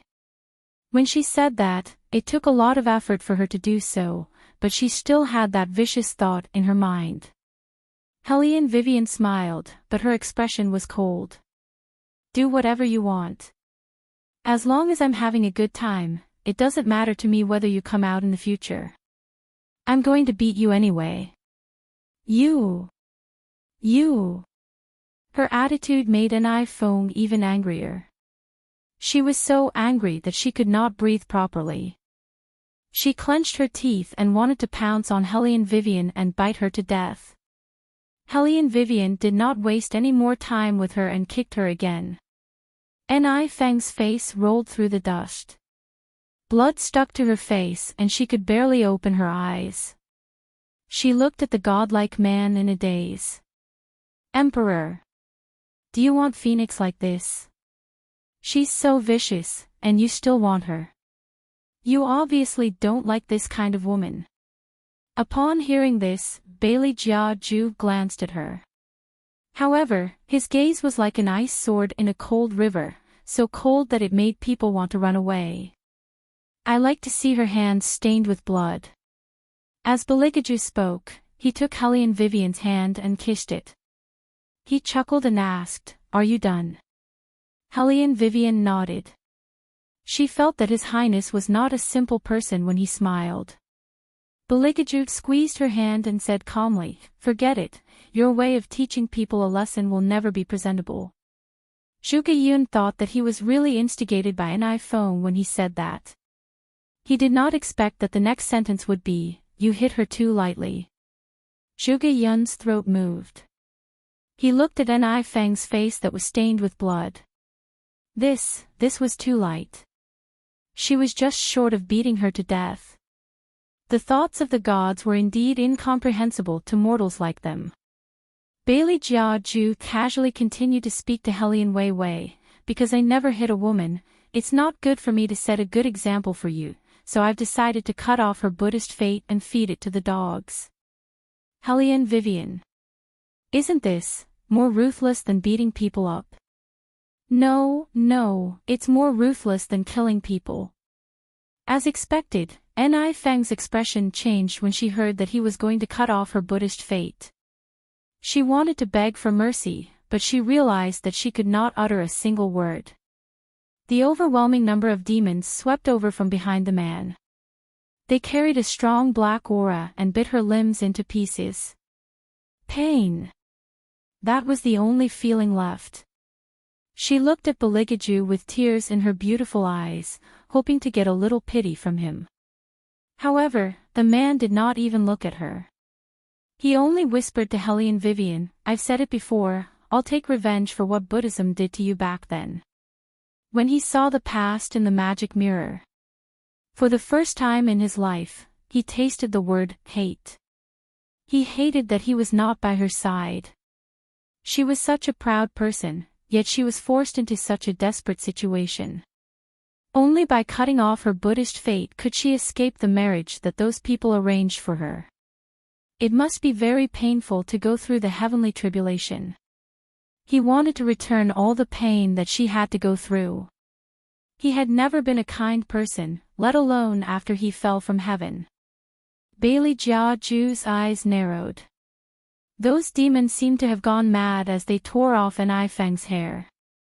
Several rays of Buddha's light leaked out from her body and were swallowed into the demons' stomachs. Buddhist fate. Her Buddhist fate was swallowed just like that.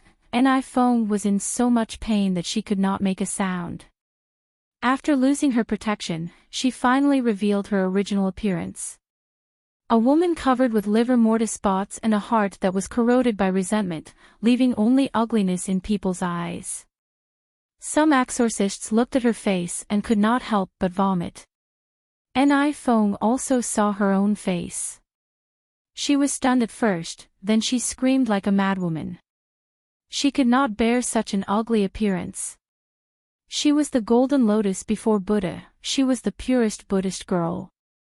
She had been beautiful all her life, even if she died, she could not be like this. She could not be defeated like this. However, she did not even have the Buddhist fate anymore. She could no longer become a human or a Buddha. She could not even be a ghost. Ah! Following Ni Feng's last scream, she turned into a puddle of black water and was burned to ashes by the flames of hell. Only then did people realize how terrifying the man who followed the Phoenix girl was. The exorcists who went to the ancient tomb with Hellion Vivian were all sweating. They were thankful that they were polite to the man when they were in the ancient tomb. But who was this man? How could he open the gate of hell? The exorcists looked at each other. After getting rid of an iPhone, the elders of the exorcist city walked toward Hellion Vivian one by one. Their faces were full of guilt. They wanted to explain but did not know what to say. Now, they were like elderly in the past. They really wanted to give themselves 2 tight slaps. Hellion Vivian did not pay attention to them. Instead, she looked at the black cloud not far away and narrowed her eyes. Although the art of changing fate had ended, the wailing of hundreds of ghosts did not stop. If this continued, the dead would come back to life and the living would die. The 6 Tao would be in chaos. The baby would not be able to be born. No, she must stop this from happening and let the ghosts return to where they belong. Hellion Vivian did as she said. She stood in the blazing light of Buddha and put her palms together. She chanted, Lin, Bing, Do, Jia, Jia, Shen, Lai, Zai, Zai, Zai, exorcism. As she chanted the 9 words mantra, the Bodhi Buddhist bone, which was still in the blazing fire, broke through the sky like a meteor with the clear cry of the phoenix and rushed into the sea of blood where the evil spirits were surging. The evil spirits seemed to have smelled something familiar and immediately closed their empty crying mouths. The heavy Sanskrit chants came from the 9 heavens. Only then did the evil spirits realize that it was the Buddhist incense. It was the Buddhist incense that burned on Mountain Tenya and saved the world. The 9 words mantra formed a huge Buddhist seal that was like a Buddhist light shield. Not only the evil spirits in the sea of blood, but even the demons surrounding the exorcist city began to flee desperately. The most powerful formation they had ever seen in their lives was the divine exorcism mantra.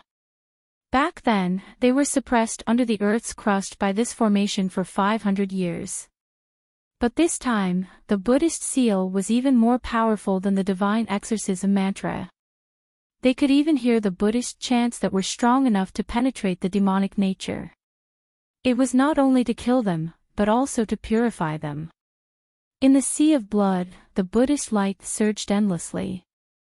Vaguely, they seemed to be able to hear the Buddhist scripture, Amitabha.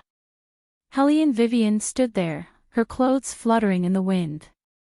Lotuses bloomed with every step she took. It was a beautiful scene that had never been seen in the human world. Large Buddhist flowers fluttered and bloomed around Hellion Vivian's feet, as if they could cleanse all resentment. Everyone knew that it was the symbol of returning to the Buddhist position. The ancient phoenix had truly returned.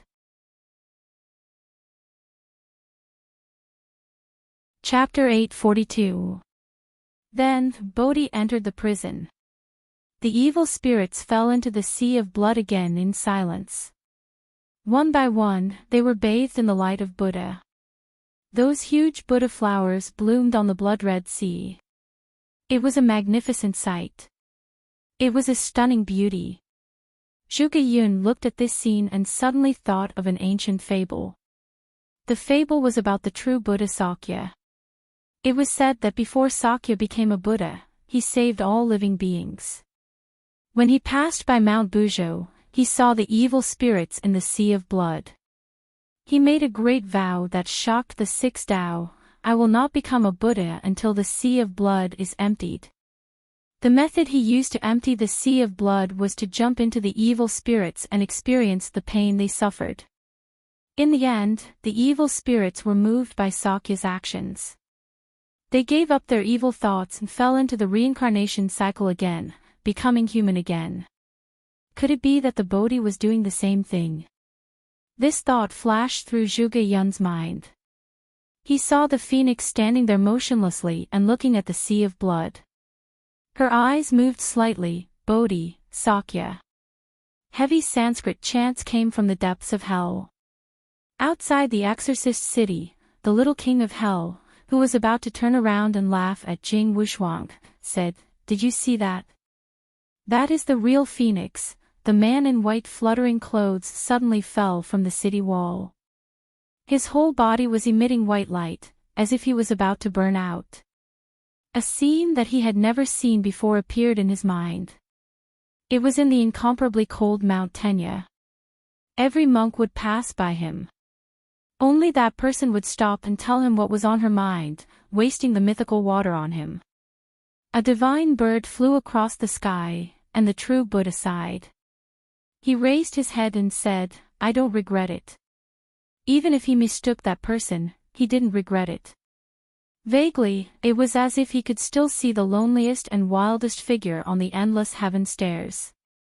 The Buddha asked him if he had any other wishes. He said he wanted to see what that person looked like. Now, he finally saw it. Jing Wushuang slowly closed his eyes, and the speed of falling was very fast.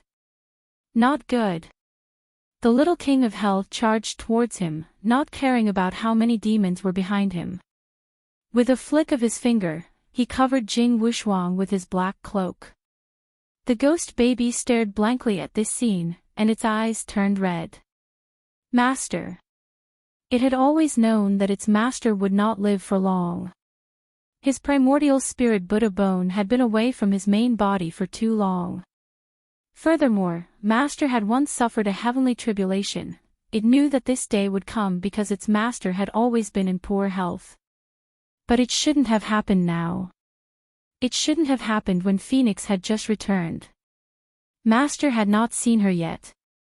Master had said that his only wish was to see that person. The ghost baby tugged at the corner of the man's shirt and refused to let go. It was still holding the huge gourd in its hand. The little king of hell liked this Bodhi very much, but he didn't expect it to be the Buddhist fate left behind by the true Buddha. "Hey, little resentful baby, stop pulling me. Why are all of you resentful babies like this?"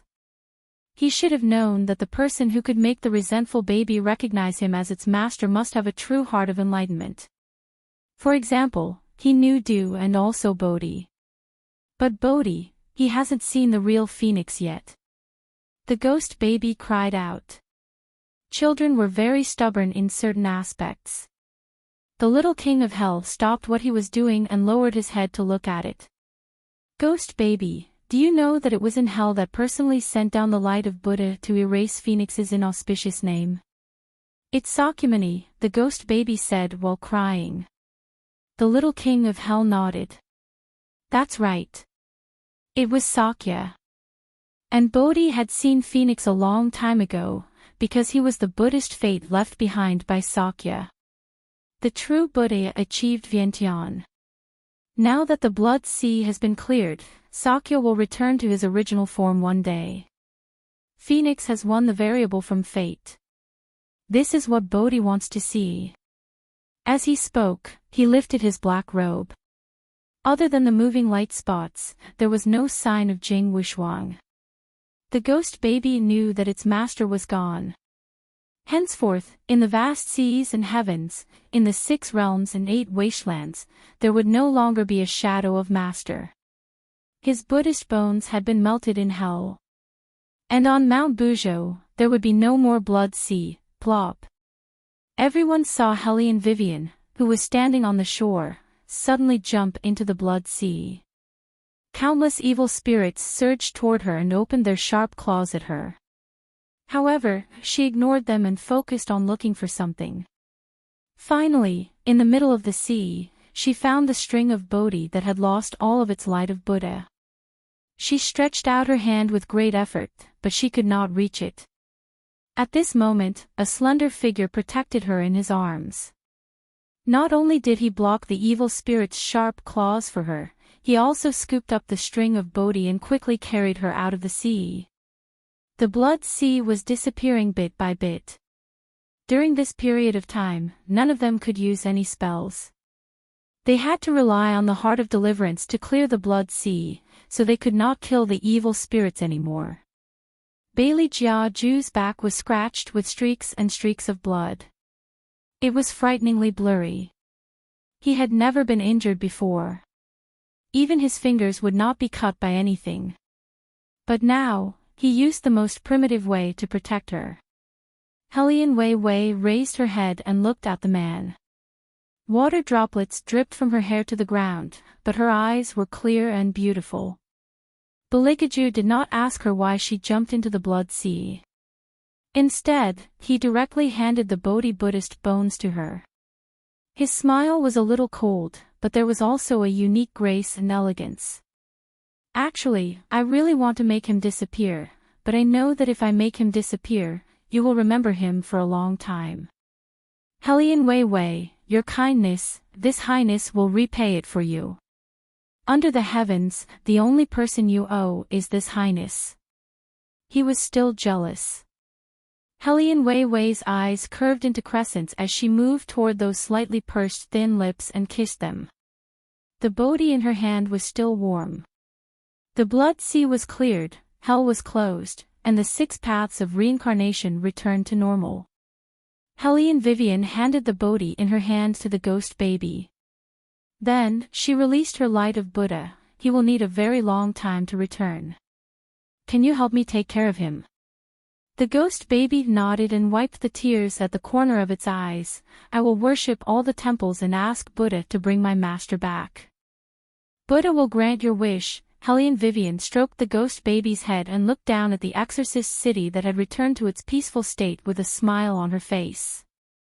The little king of hell looked at the man who was covered in wounds and sneered, trying to trick me by injuring yourself again. You are now a demon, not a god. You can switch between a god and a demon. Isn't it easy for you to not get hurt in the blood sea? Shameless, too shameless.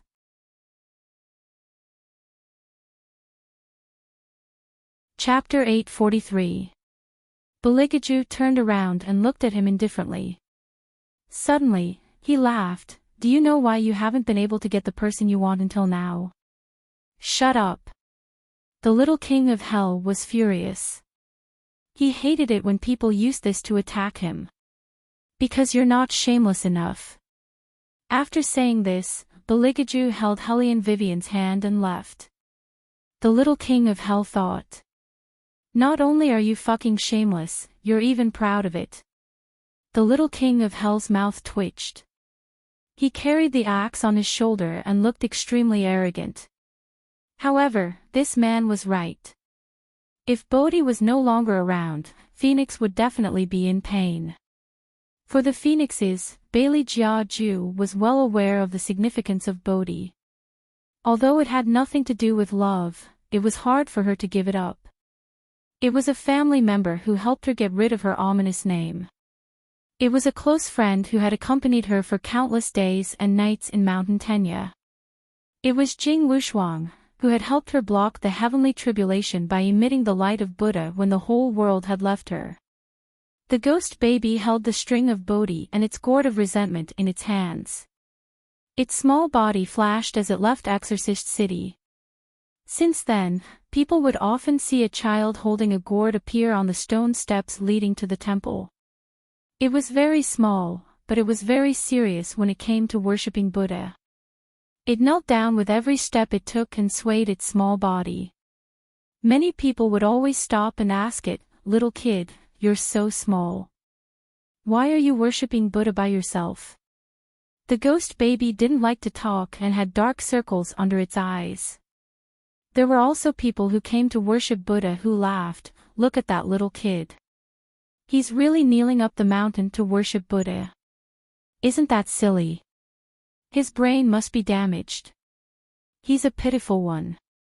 The ghost baby didn't like humans, so it never thought of stopping. Until one day, it met a man in the vast snowy mountains. The man was dressed in a tang suit.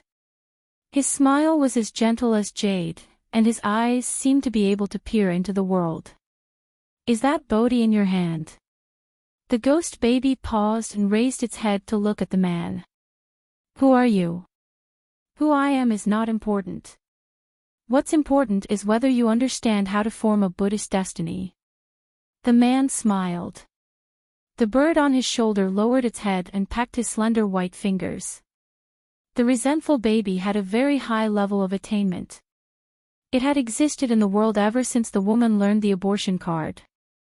However, the strange thing was that it could not figure out who the person in front of it was and what his original form was. As if he could see through the ghost baby's thoughts, the man curled his thin lips and shut his eyes tightly. Back then, Bodhi stood above the heavens and helped countless people become Buddhas. Now that he has come to the mortal world, of course, he has to help people too. True Buddha Sakya is most particular about salvation. Do you think that he can transform into a human again just by making a great wish and praying to countless temples? Then, what should I do? The ghost baby had dark circles under its eyes. The man glanced at Bodhi in its palm again and smiled playfully. Did the phoenix give its Buddhist destiny to him? The ghost baby nodded. The man extended his hand and patted its little head. Although I'm not used to keeping a ghost baby, I can let you follow me for 100 years. 100 years should be enough. The ghost baby, who was still hesitating, suddenly paused and lifted its head to look at the man. What a familiar aura. What do you think? Do you want to follow me? The man chuckled. The ghost baby nodded again and hugged the gourd in its hand tightly. It followed behind the man step by step and asked in its childish voice, "How do I wake Master up?" "First, we have to find a temple and become the abbot of that temple." The man played with the bird as he spoke. Not only can we save people, but we can also earn money. The former isn't important, the latter is. You don't understand.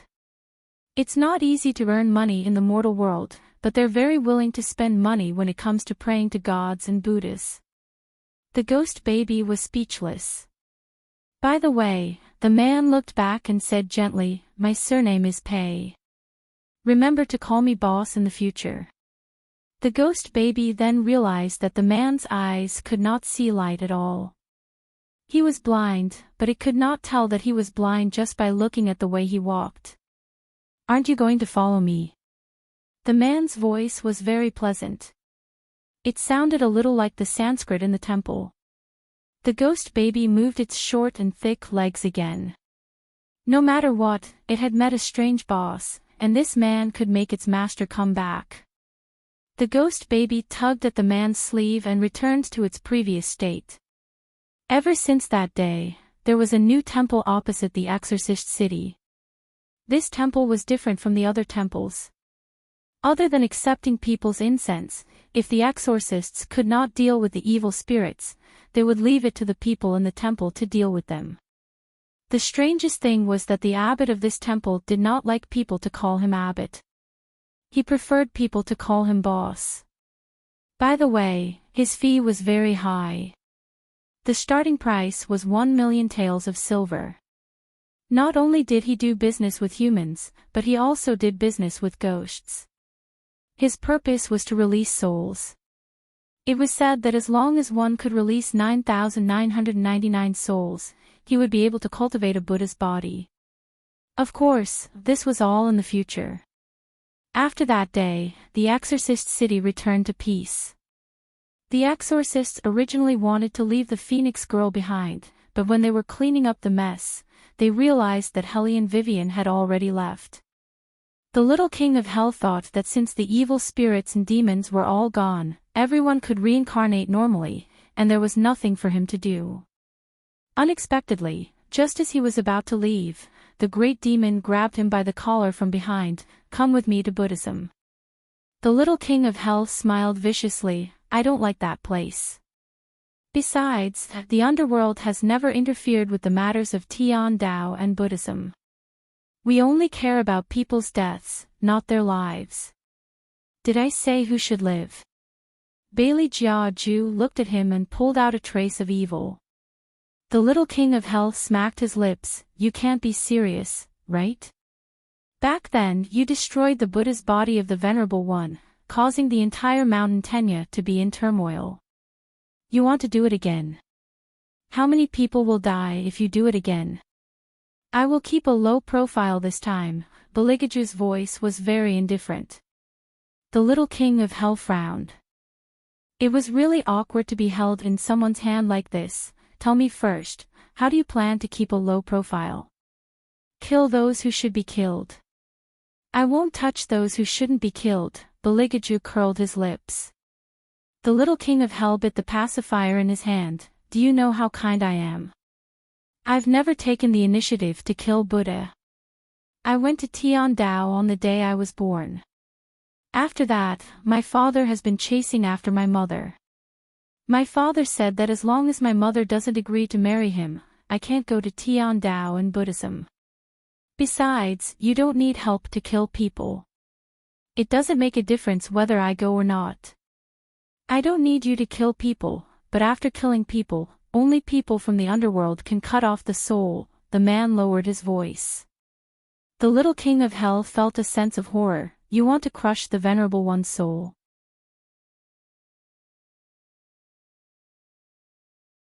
Chapter 844. The man did not deny it. He only laughed softly. Let's go, I'll take you to see the glorious Buddhism. The little king of hell struggled to kick his legs and shouted, wait a minute, don't you need to ask your phoenix about this? It's not good to travel alone, and it's so far away. The man looked back at the carriage behind him and said with a gentle voice, she's still sleeping. Speaking of this, he paused, then lowered his eyes to look at the little person in his hand. If you wake her up, you don't have to go to Buddhism. I will fry you immediately. It is said that the king of hell's meat tastes good. Does your phoenix know that you covet my body so much? The little king of hell stared at him fiercely. I can go to Buddhism with you, but I have a request. Beligaju raised his eyebrows and signaled him to continue. The little king of hell said seriously, when you come back from Buddhism, go to the underworld and fight with my father. Fight for a long time, so that he doesn't have time to care about where I go. If your father hears you, he'll definitely stuff you back in. For some reason, Beligaju looked at the little king of hell in his hand and thought of a certain kid. It's so troublesome to give birth to a son, I really want to throw him away now. The son of the king of hell could not care less about what his father in the underworld would think. He had to go to the modern world. If he could chase after his wife, it would not be a big deal for him to go to Buddhism to collect a soul. Besides, he had never collected a soul from Buddhism. It was quite exciting to think about it. The little king of hell stuck out his tongue and licked his lips. When his blood-red eyes opened again, he saw the Buddhism in full bloom. The 33rd heaven was surrounded by auspicious clouds and gospel was everywhere. A little monk was walking on the long staircase. In the 3,000 worlds, only the Thunder Temple was built in mid-air. Other than the floating clouds, there was only Mountain Tenya where the snow had melted, and red vegetation covered the ground. The little monk did not expect that someone would appear here. He raised his head and looked at Beligaju, then his eyes fell on the little king of hell. You are from the lower 3 realms. What lower 3 realms?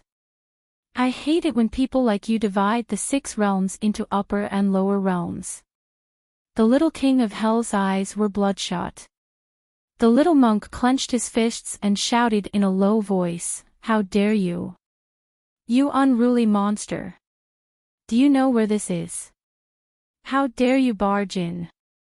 The little king of hell raised his eyebrows and said evilly, you don't know who I am, right? As he spoke, a golden king character faintly appeared on his smooth forehead. When the little monk saw it, he took a big step back and almost fell on the stone steps. Yen, he is not the real king of hell. A Buddhist supremacy walked out of the temple and reached out to support the little monk. He glanced at the son of the king of hell and said nonchalantly, you're just the son of the king of hell. How dare you come to Buddhism and make a fuss when you haven't learned anything? Didn't anyone tell you that if you want to enter Buddhism, you have to report to the heavenly axiom? When did the lower 3 realms become so unruly? The little king of hell hated it when people talked to him, especially when they looked down on him. Although he could not do anything to a living Buddha. However, he could shatter a dead Buddha's soul at any time and make him unable to reincarnate. Big devil, I don't care about the others. After you kill this Buddhist supreme, keep him for me. Let him see who is the one who doesn't know the rules. When the little king of hell said this, his eyes were like flowing blood. When the Buddhist supreme heard this, he laughed and said disdainfully, "You want a devil to kill a Buddha? What a joke. I am warning you, you better leave quickly. My Buddha is merciful.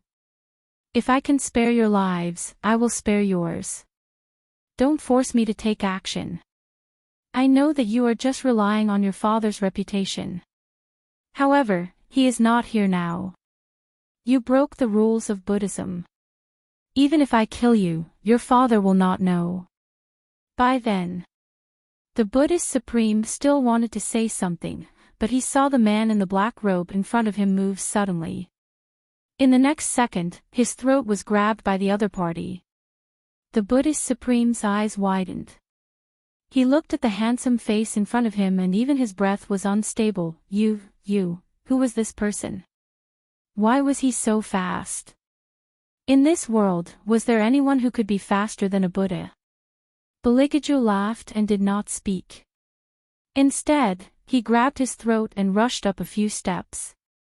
Then, he threw him out with one hand. Bam! The Buddhist supreme felt that his ribs were broken. He wanted to heal himself with the light of Buddha. However, he found that the place where the man grabbed could not gather the light of Buddha. You, cough. The Buddhist supreme coughed out a mouthful of blood, staining the white stairs. Baligaju walked forward as if there was no one around. His black boots crushed the fallen flowers on the ground as if something heavy fell. Every step he took shook Mountain Tenya. All the little Buddhist monks ran out from where they were originally and looked at the man. There was a loud crashing sound. Countless demons surged out from behind the man. Each of those demons was hiding in the clouds, brandishing their claws. They dyed the auspicious clouds black and surged with unprecedented evil. Hordes of demons and devils had gathered at the peak of Mountain Tenya, pressing down on the Buddhist League. Such a scene. There were only 2 words in Buddhism. The first time was when the Emperor of Tian Dao cleared the Blood Sea and brought a large number of demons to the Buddhist sect for a banquet. The second time was when the Emperor took away the Buddha body of the Venerable and broke the Vajra shield of the Buddhist sect. The Buddhist supreme lying on the ground became a Buddha late, but he had heard of these legends. For the Buddhist sect, it was a great disrespect and an unforgivable sin. Boom! Thunder came from the sky. The scene that was supposed to be in hell was now above the Buddhist sect. The Buddhist supreme who was ranked among the Buddhas appeared one by one from the floating clouds. They could not see the appearance of the person standing on the stone stairs. They only felt the soaring evil aura and subconsciously thought that it was a big demon from Mount Buzhou. They raised one hand and chanted Amitabha, "Demon, this is an important place of the Buddhist sect. It's not a place where you can mess around. Since you don't listen to our advice, we can only punish you and put you into the path of beast. You will never be able to transform into a human." After the Buddhas finished speaking, they wanted to send down the light of Buddha, the perfected person and the land of innocence. However, what they did not expect was that before they could do anything, the tall man standing on the stone stairs suddenly raised his head. Black aura surged endlessly. "You want to put me into the path of beast? With just you?" The Buddhas were shocked. Their eyes shook as they looked at the familiar face. Their expressions suddenly changed.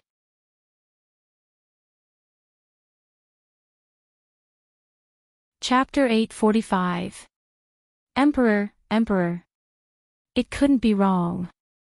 Only that man could have that face that could overturn all living things and that murderous aura that could shake the sky and the sea.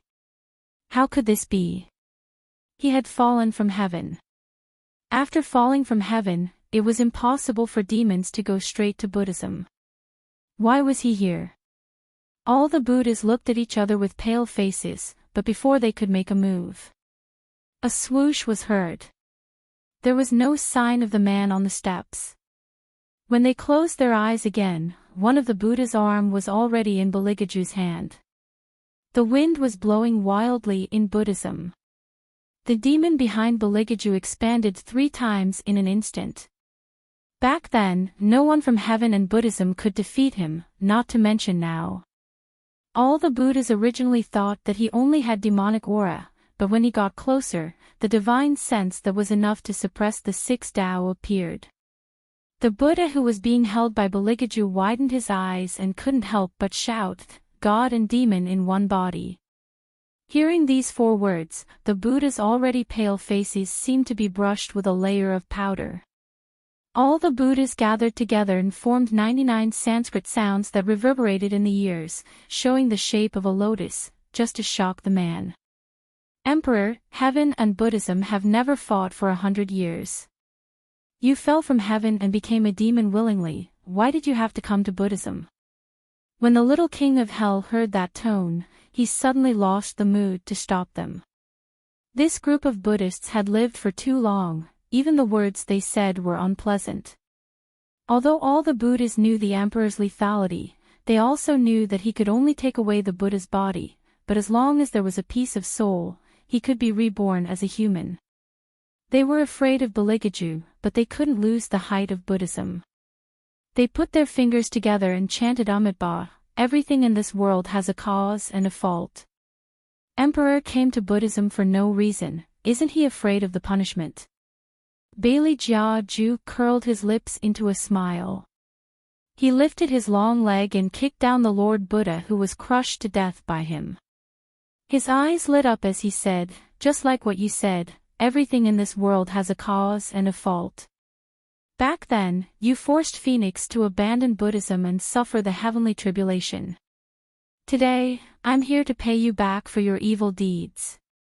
Hearing the name Phoenix, all the Buddhas couldn't help but tremble. They had never done anything against their conscience. Golden Lotus asked Phoenix to marry the Dragon King of the East Sea. Otherwise, she would be sent to hell to clear the sea of blood. Everyone knew that with the emperor at Mount Buzhou at that time, no one could clear the Blood Sea. It was obvious that he wanted Phoenix to walk into a dead end. However, they did not expect that Phoenix would really refuse to marry no matter what they said.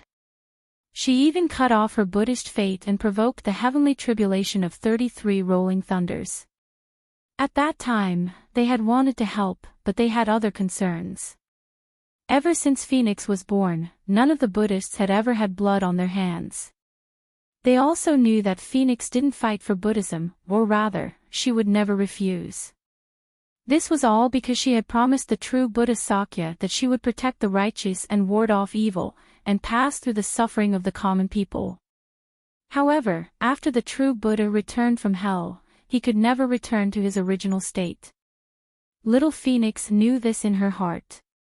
From then on, she picked up the scimitar and wanted to clear everything, all for the sake of that kindness. Back then, they had also promised the true Buddha that everything would go according to Phoenix's wishes. However, time passed by slowly. They faintly felt that they could not intimidate Phoenix at all. They began to be afraid that she would reveal her 4 evil faces and her blood-stained hands. Therefore, they did not make a move. Instead, they chanted Amitabha under the Vajra shield. The Venerable One was also there. They all acted according to the Venerable One's wishes. However, that day had always been the deepest secret in their hearts. The topic of Phoenix had also become a taboo in Buddhism that no one was allowed to mention. At this time, when they heard the man mention it, all the Buddhists felt a chill down their backs. They had thought of 1,000 reasons why the emperor would appear here, but they had never thought that he was here because of Phoenix's tribulation. All the Buddhists vaguely remembered something, and their lips paled even more. Could it be that when the Buddhists were fighting, the emperor disregarded the heavenly priest's obstruction and cut off the Venerable Buddha's body because of Phoenix, not because of the witch? He said that he wanted them to bear the consequences of that year. Did he want to cut off all their Buddha's bodies? All the Buddhists were shocked. At this time, they finally knew what kind of grudge the other party had against them. They, the Buddhists, believed in karma the most. When Phoenix was forced into that situation, although they were not the masterminds, they had been watching coldly from the sidelines. Even they themselves did not know where their compassion had gone. Why were they so indifferent? Even they themselves hoped that Phoenix, who had smeared the name of Buddhism, would be dealt with as soon as possible, regardless of whether it was confinement or marriage. That was why there was such a bad result today. All the Buddhists raised their eyes. Before they could recover from their regret, they saw Baligaju's hand had already reached out to the second Buddha Supreme, and the crisp sound of bones cracking was heard. All the Buddhists trembled. They heard the man's low voice, with a strong sense of evil. Do you think that I can only cut off your Buddha's bodies, but not your souls?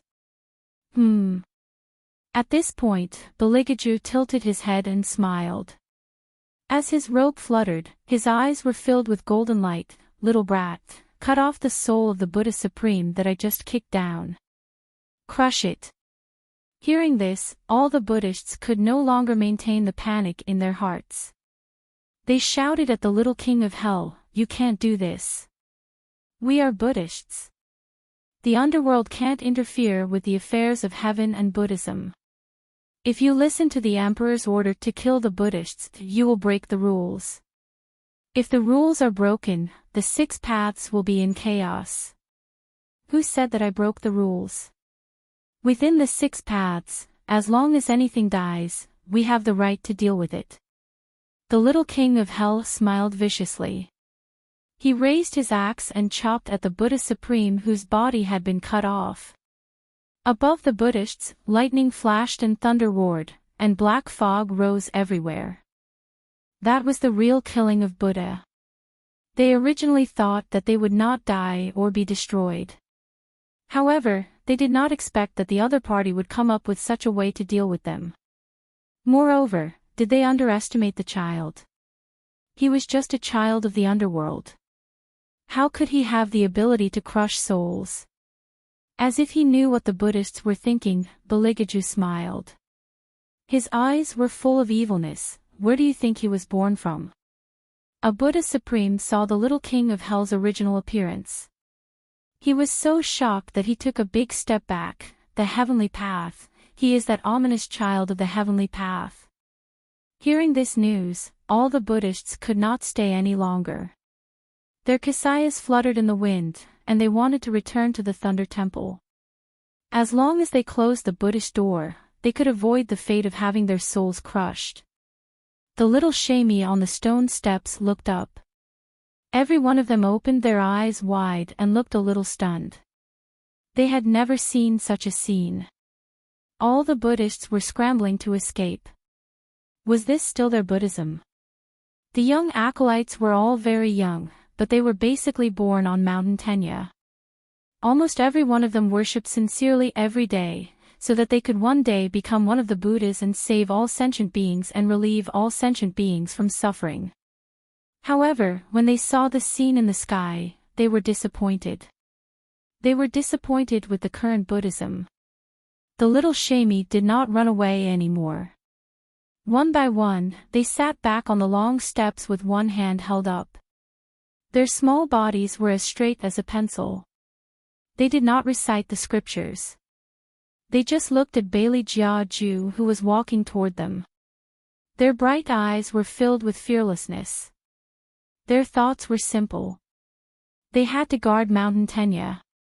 Only then would the true Buddha Sakya return. The little king of hell smiled. These little monks are not bad. Sakya has a good eye. Bailey Jiaju acted as if he didn't hear anything, but he didn't hurt those little Buddhist monks. His figure shuttled through them like a shadow, then he stretched out a slender and fair hand, forcibly blocking the Buddhist gate that was erected between heaven and earth. There was a loud bang. The Buddhist door that all the Buddhists thought could withstand everything was shattered. In the midst of the dust, Baligaju said to the little shamey behind him, "I won't destroy the place where she used to live." In other words, Baligaju came here for revenge. He would not destroy Mountain Tenya. The little Shamey looked at each other. One of them rubbed his red eyes. Lord Phoenix is still alive, right? I don't know. The little Shamey knew that the little monk was by Phoenix's side. Logically speaking, the little monk should have become a Buddha long ago. However, after so many years, the little monk still stayed at the place where Phoenix used to live. He did not go to the Hall of Great Strength. The little monk raised his head. His eyes were red. She must be alive. The little Shamey were all wearing kasayas. There were 6 dots on their heads. They looked funny when they carried people. However, they still carried their companions in their arms. They said in a childish voice, "Since the Emperor is here, I think Lord Phoenix should be here too." Yes, yes, yes. The little Shamey nodded heavily. They then chanted Amitabha. I wonder what the Emperor is going to do next. What Baligaju wanted to do was very simple. The moment he shattered the Buddhist door, before anyone could react, he pinched one of the Buddhas. Black feathers burst out from his body and fell down in clusters, covering the path. As he walked, the Hall of Great Strength seemed to reverberate with the sound of Sanskrit. However, this time, it was no longer the sound of Buddhist scriptures. It was the unique voice of a demon. The sound reached the 6 paths and disturbed all the peace. The Venerable, who had just cultivated his Buddha body and was in seclusion, did not know what had happened. He only calculated with his fingers that today should be the day when the Golden Lotus took away the Phoenix form. After this day, the Golden Lotus would become the Phoenix and he would fully control Buddhism again. Sakya, the true Buddha, he would have to wait for another 10,000 years before he could become one. 10,000 years was too long. It was long enough for him to do many things. As the Venerable was thinking, he heard a faint sound. The Sanskrit of the devil. How could such a sinful sound appear in their noble Buddhism?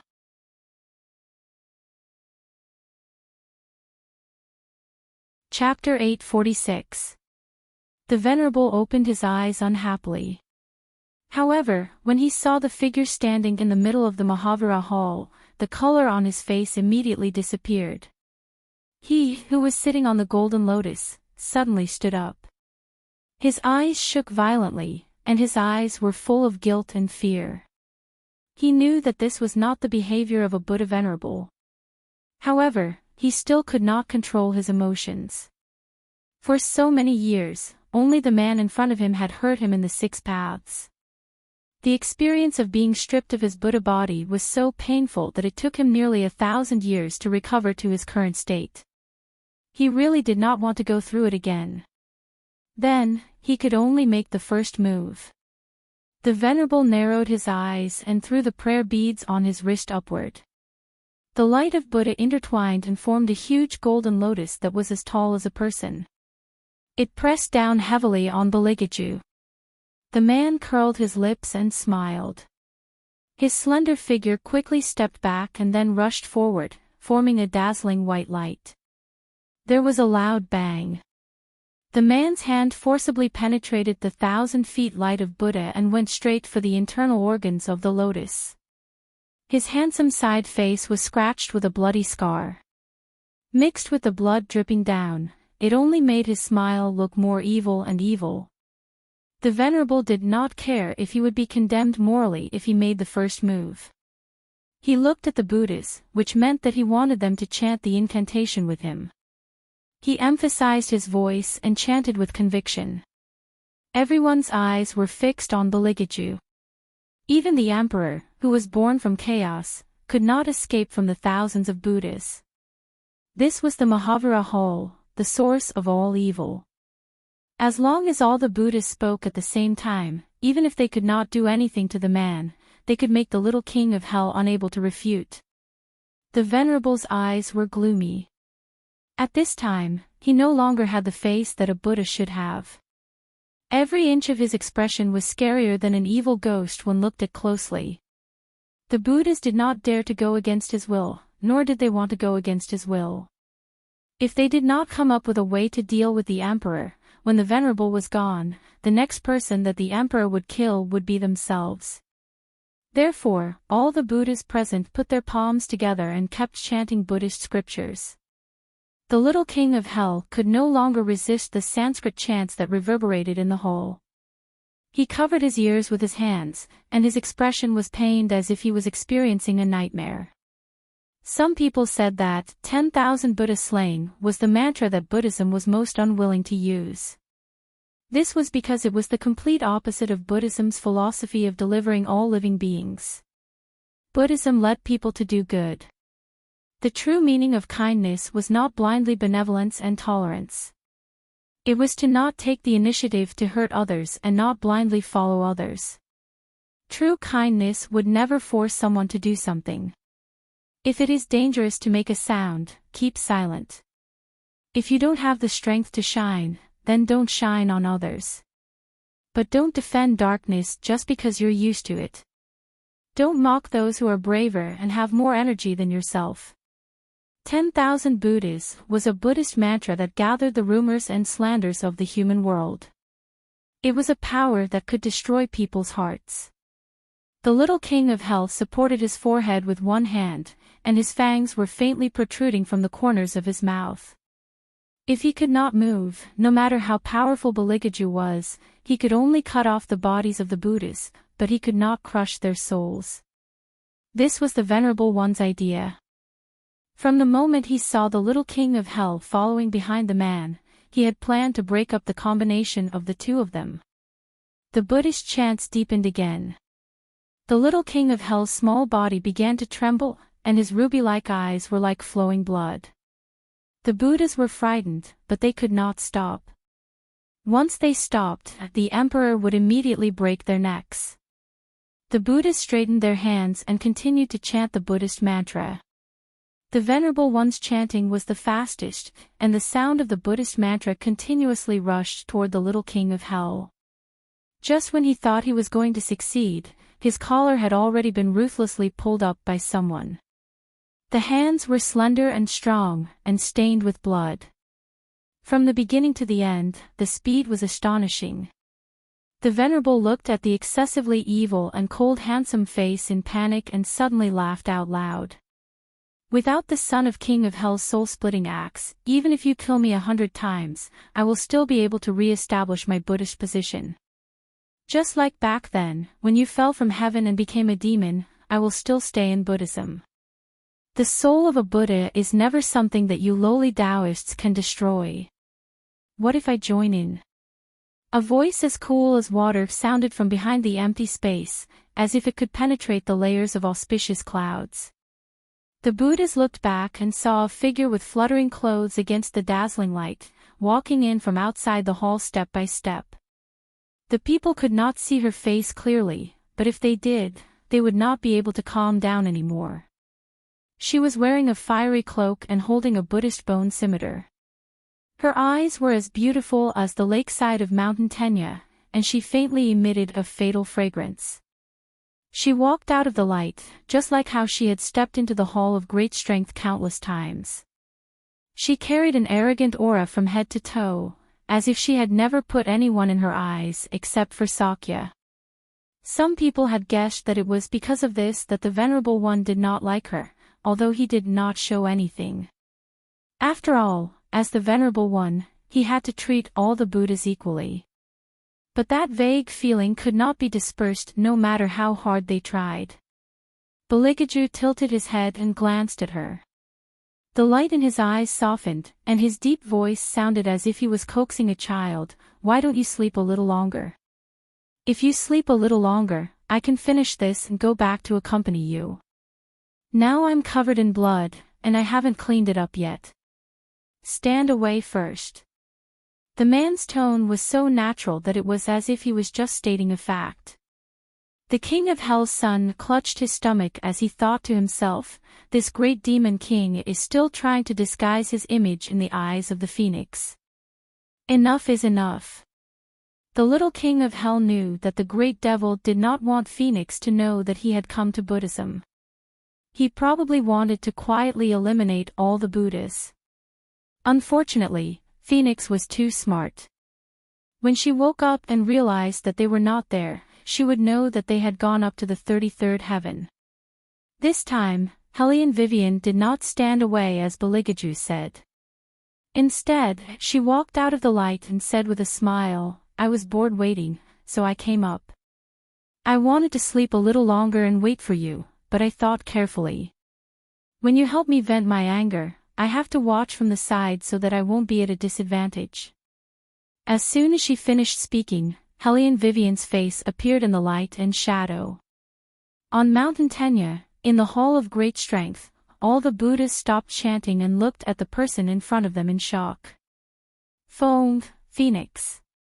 It's really Phoenix. The Venerable looked at the person who should not have appeared in Buddhism at this time in disbelief. His fingers trembled. How can you? Your Dharma, your. Venerable, do you think that I, Phoenix, am so weak that I can't even beat your subordinate, little Jinlian? Hellion Vivian looked at the old man in the Kasaya mockingly and said meaningfully, "Just based on this, you can't even beat Sakya, and you still want to replace his position to preside over Buddhism forever? Do you deserve it?" The Venerable panicked when his deepest secret was exposed by Hellion Vivian. He did not believe that there was anyone in this world who could beat fate. This was impossible. No, it's impossible for you to get your Dharma again. It's impossible for the Golden Lotus to fail. The 6 senses of Buddha can see through everything. Eternal loneliness is your destiny. Sakya. He shouldn't have cleared your name in the first place. A product like you who was born in the path of hell is not worthy of becoming a Buddha. I know that Phoenix has a proud character. With you in Buddhism, the true Buddha will return to one day, but so what? Sakya is a person who cares about the 3 lower realms. What's wrong with me replacing him?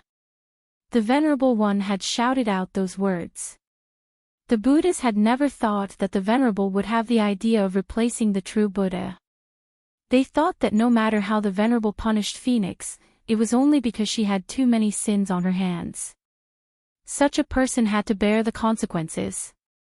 Moreover, the Venerable had never liked Phoenix because of her pride, so he always suppressed her. They did not expect that all this was because the Venerable did not want the true Buddha to return to one. At that moment, the Buddha's thoughts were in a mess. They did not know what to do next due to the destruction of their knowledge. They only looked at the Venerable, no longer with longing and obedience. Hellion Vivian laughed. She looked at the person who had been tormenting her. Her eyes were extremely cold. Back then, before Buddhism was established, Sakya went through the hardships of the human world and made a great vow to save all living beings. He crossed the sea of blood and evil spirits with his body. What about you? What have you done? Don't you believe in the mandate of heaven? Since heaven has given the position of the true Buddha to Sakya, even if you cultivate for 1,000,000 years, you will still be an evil person. Stop. Just as the Venerable was about to scold her, he was punched in the chest. Then, he felt the cold penetrating his heart. Beligaju had always been fast, especially when it came to beating people up. There was a cracking sound. The Venerable's rib was pulled out by him. The golden light of Buddha began to flow out of his body bit by bit. Upon seeing this, Hellion Vivian did not waste time. Her body swayed, and in a smooth motion, she brought the phoenix bone in her hand close to the Venerable's eyes. The Venerable did not dodge. The little king of hell could no longer lift his soul-splitting axe. He had said that even if they killed him, he could resurrect countless times and regain control of Buddhism. As long as Sakya was not around, he would be the master of Buddhism. This was a destiny that no one could change. As if she had seen through the honored sir's thoughts, Hellion Wei Wei curled her lips into a smile and suddenly stopped in front of him. Her voice was evil as she enunciated each word clearly. I think there is one thing that you may not know, the honored sir. The phoenix bone blade can also sever the fate of Buddha and break the Buddha's soul.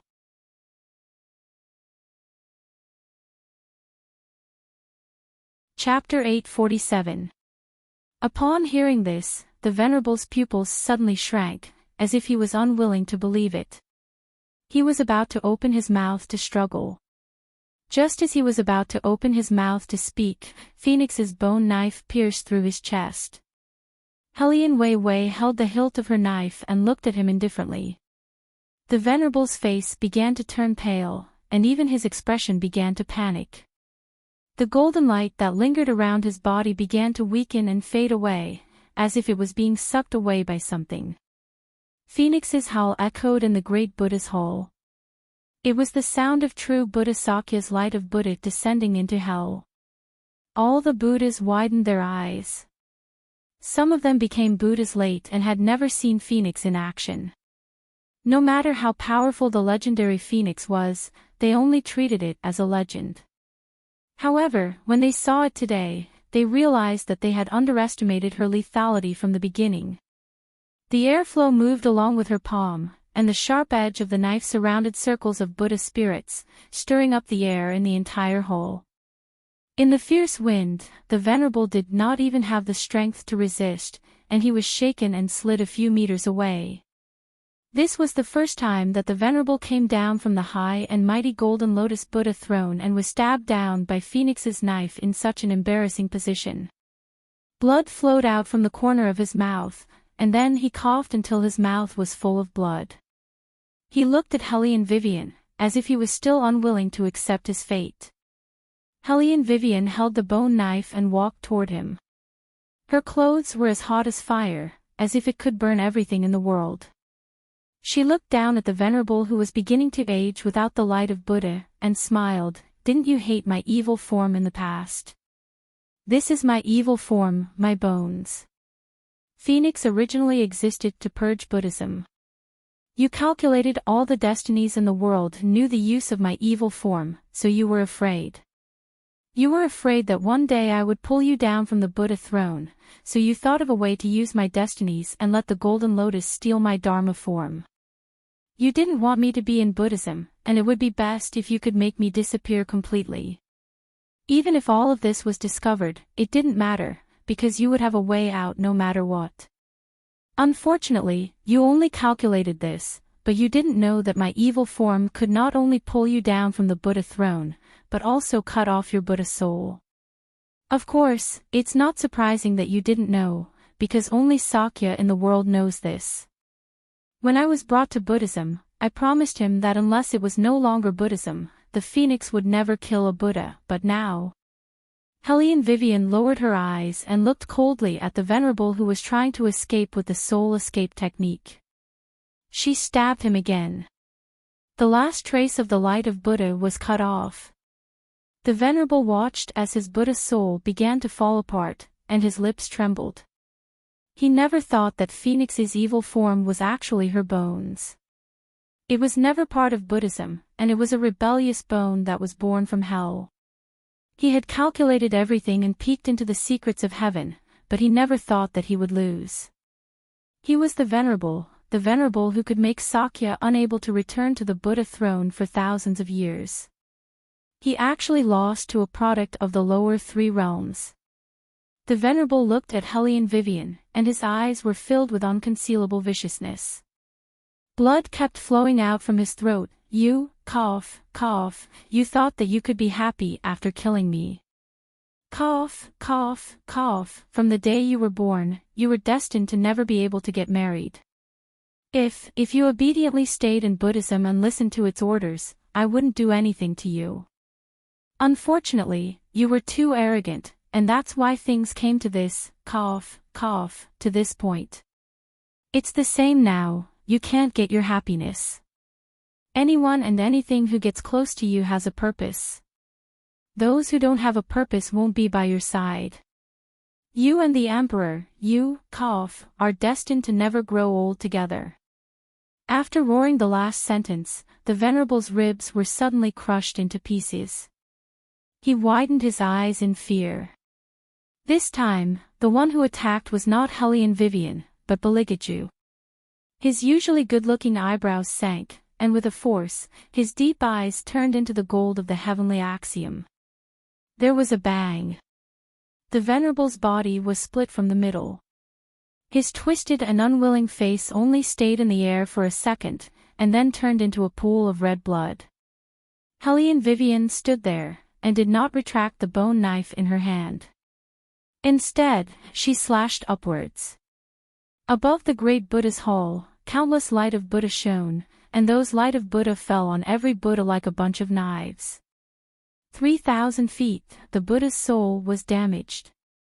Including the venerable, all his good and evil were annihilated into dust by the phoenix in an instant.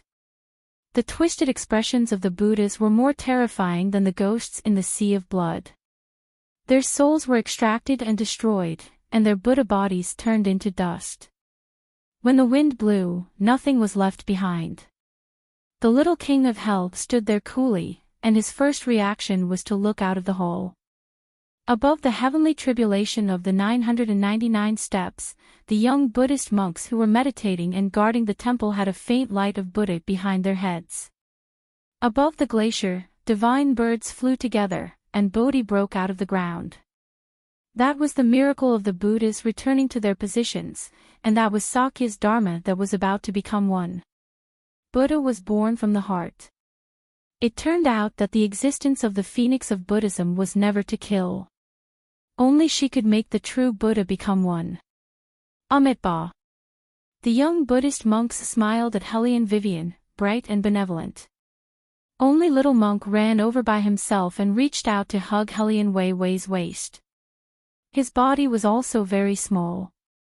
He lifted his head and looked at Hellion Wei Wei with bright eyes. "My lord, I knew you would come back." Hellion Vivian chuckled and said lazily, "Yes, but I'm going to leave now, to the human world." "Go, go." The little monk smiled and said, "I'll help you recite scriptures in Buddhism, and pray for Buddha to protect you. But it's strange, why is it that my friends have all become Buddhists, but I'm still like this?" Hellion Vivian did not say anything. The little monk looked at his small hands and smiled again. "It must be because I'm not working hard enough.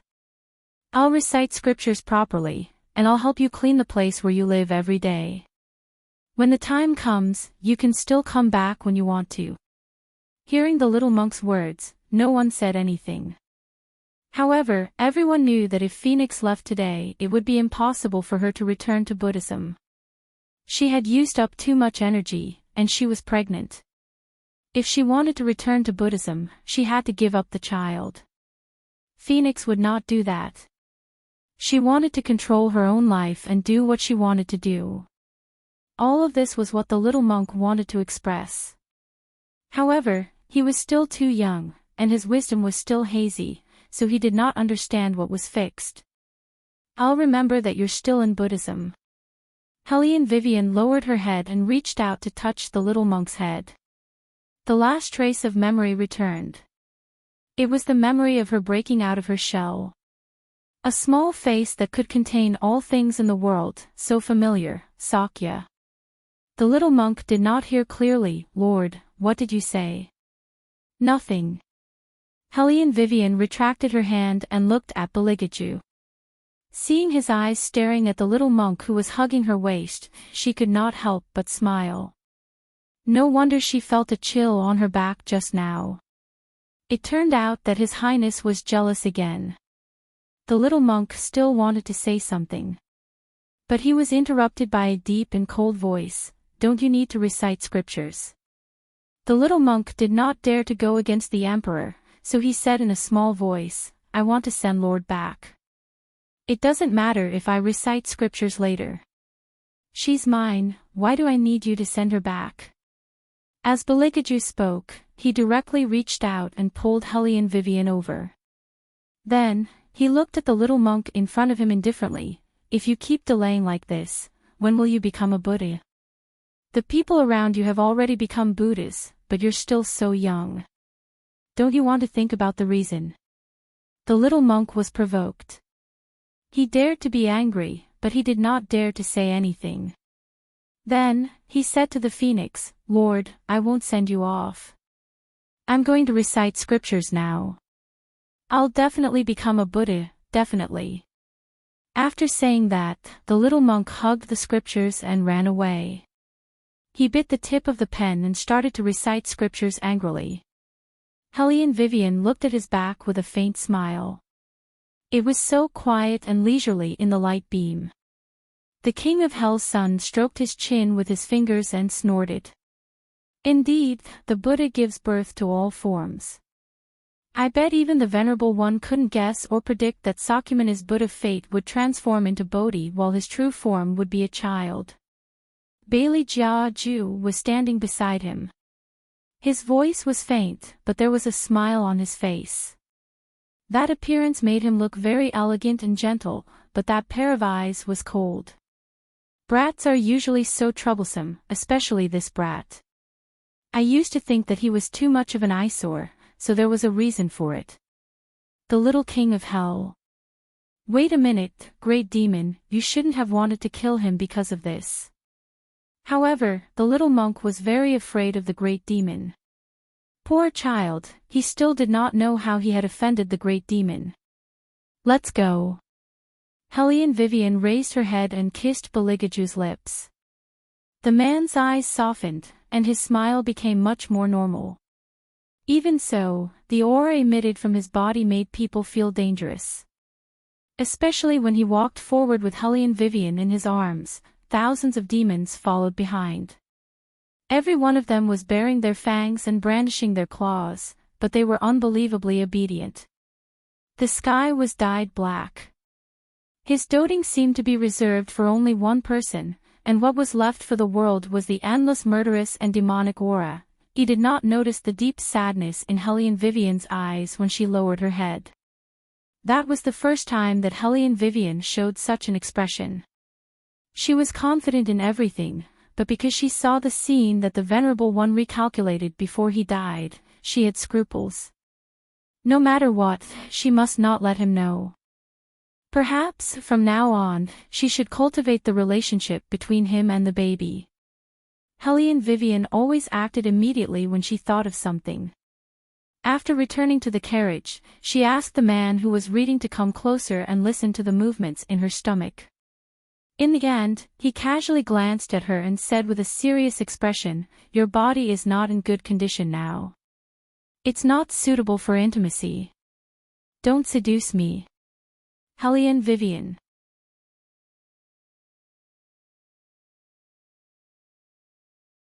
Chapter 848. She just wanted him to hear the baby's voice and know when she was seducing him. Helplessly, she could never understand His Highness' godlike thinking. "Do you feel so uncomfortable if I don't kiss you?" Baligaju put aside the ancient scroll in his hand and then pinched her chin with a smile. Before Hellion Vivian could speak, the little king of hell who was sitting in the same carriage couldn't hold it in anymore. He looked at Baligaju with his white teeth slightly exposed. "Please, there's still a child here.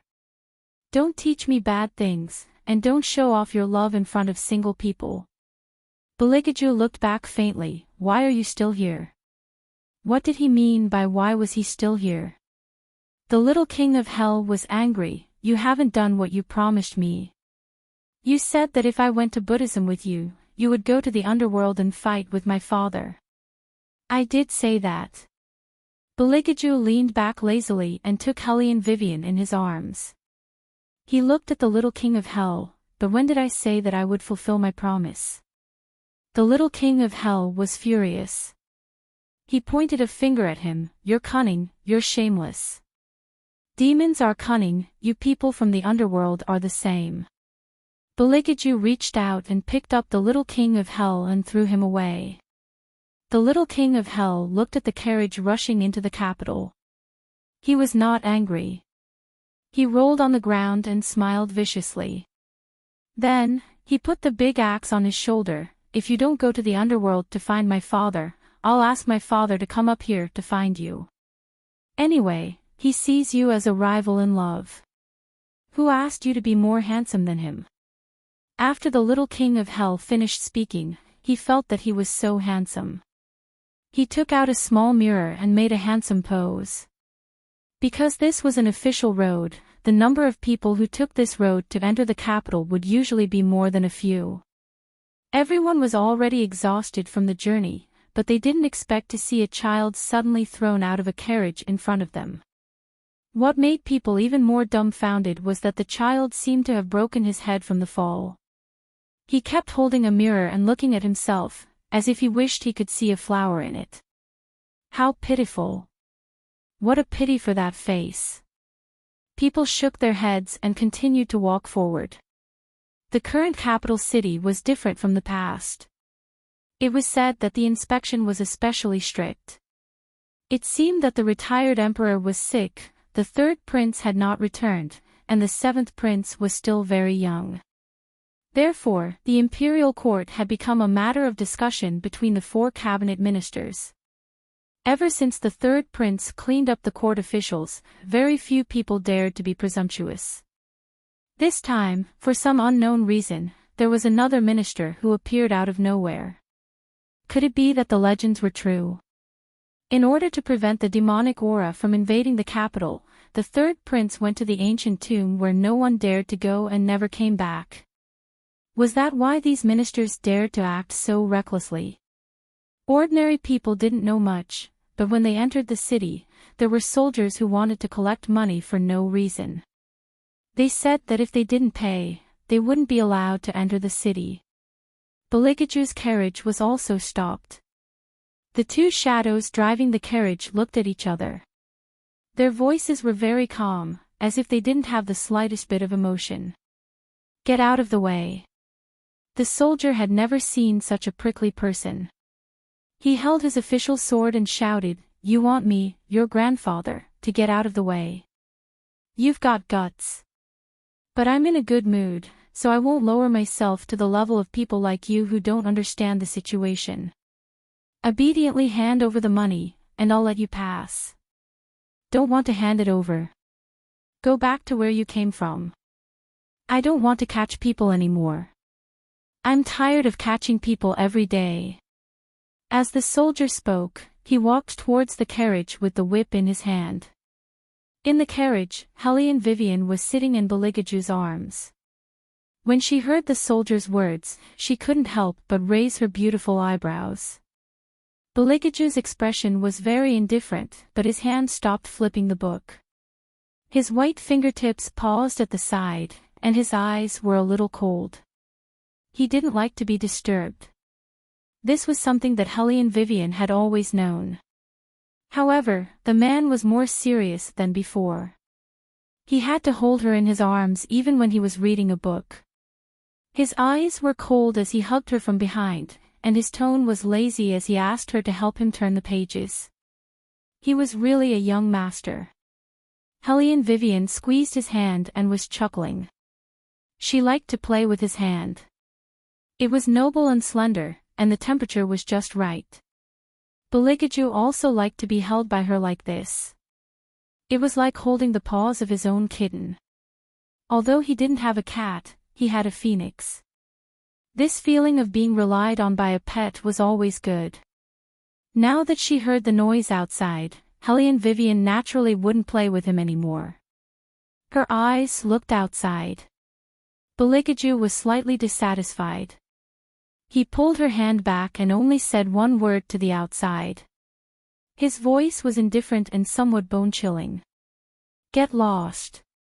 Hearing this, the onlookers took in a deep breath. For the courage of the person who spoke. They knew that the official was under the command of the four ministers. He also listened to the orders of the higher-ups. He had a lot of prestige. Even many officials from other places didn't dare to provoke him. They had to obediently hand over money. But now, the person in the carriage actually dared to ask him to get lost. With my bad temper, who are you asking to get lost? The official didn't expect the other party to be so rude. In addition, the carriage didn't belong to those lords in the capital. His head heated up, and his anger rose. This master is kind enough to spare you this time, but you don't appreciate it. Someone come, smash this carriage for this grandpa. Take away all the people inside and throw them into the prison. As the official spoke, he raised the whip in his hand and was about to lash it out. But in the next second, his whole body was lifted up by the shadow behind him with one hand. He was heavily thrown to the ground. The official grimaced in pain. When he touched his face, it was covered in blood. His voice became even angrier.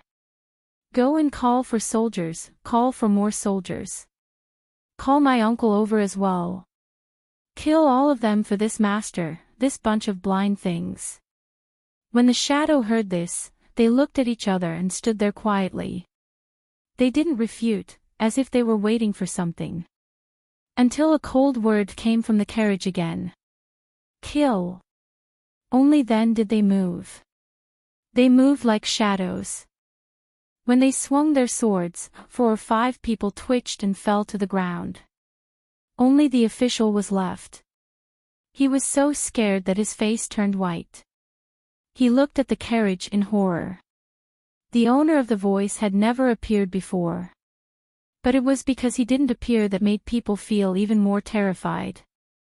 The 2 people standing in front of him, he originally thought that they were 2 martial artists who knew a little martial chi. But after the scene just now, he realized that the other party wasn't that simple. But these 2 people still had to listen to the orders of the person in the carriage. That person, who exactly was he?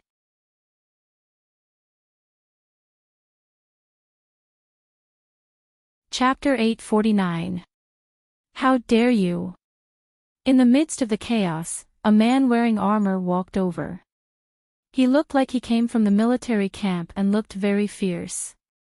He angrily looked at the carriage that was about to break into the city, then looked at his nephew who was injured on the ground. His eyes narrowed. "In public, you actually dare to kill an official of the imperial court. Do you want to rebel or are you tired of living? Don't say that this general didn't give you a chance. Get off the carriage and follow this general. If you don't get off, this general will take your dog lives." As he spoke, he placed the long saber in his hand vertically on the ground. With a loud bang, layers and layers of cracks actually appeared on the ground. The common people outside the city were scared out of their wits by this scene. They hid in a panic and looked at the man, their faces full of fear. When they ran, only the carriage was left in the middle of the road. It was neither hot nor cold, but it was hard to ignore. 2 shadows stood on the left and right, their expressions unmoved. The people in the carriage didn't have any intention of coming down. Seeing this, the general guarding the city was completely angry. Good, very good. Refusing a toast only to be forced to drink a forfeit, right? Archers, get ready. Shoot all these lawless rebels to death.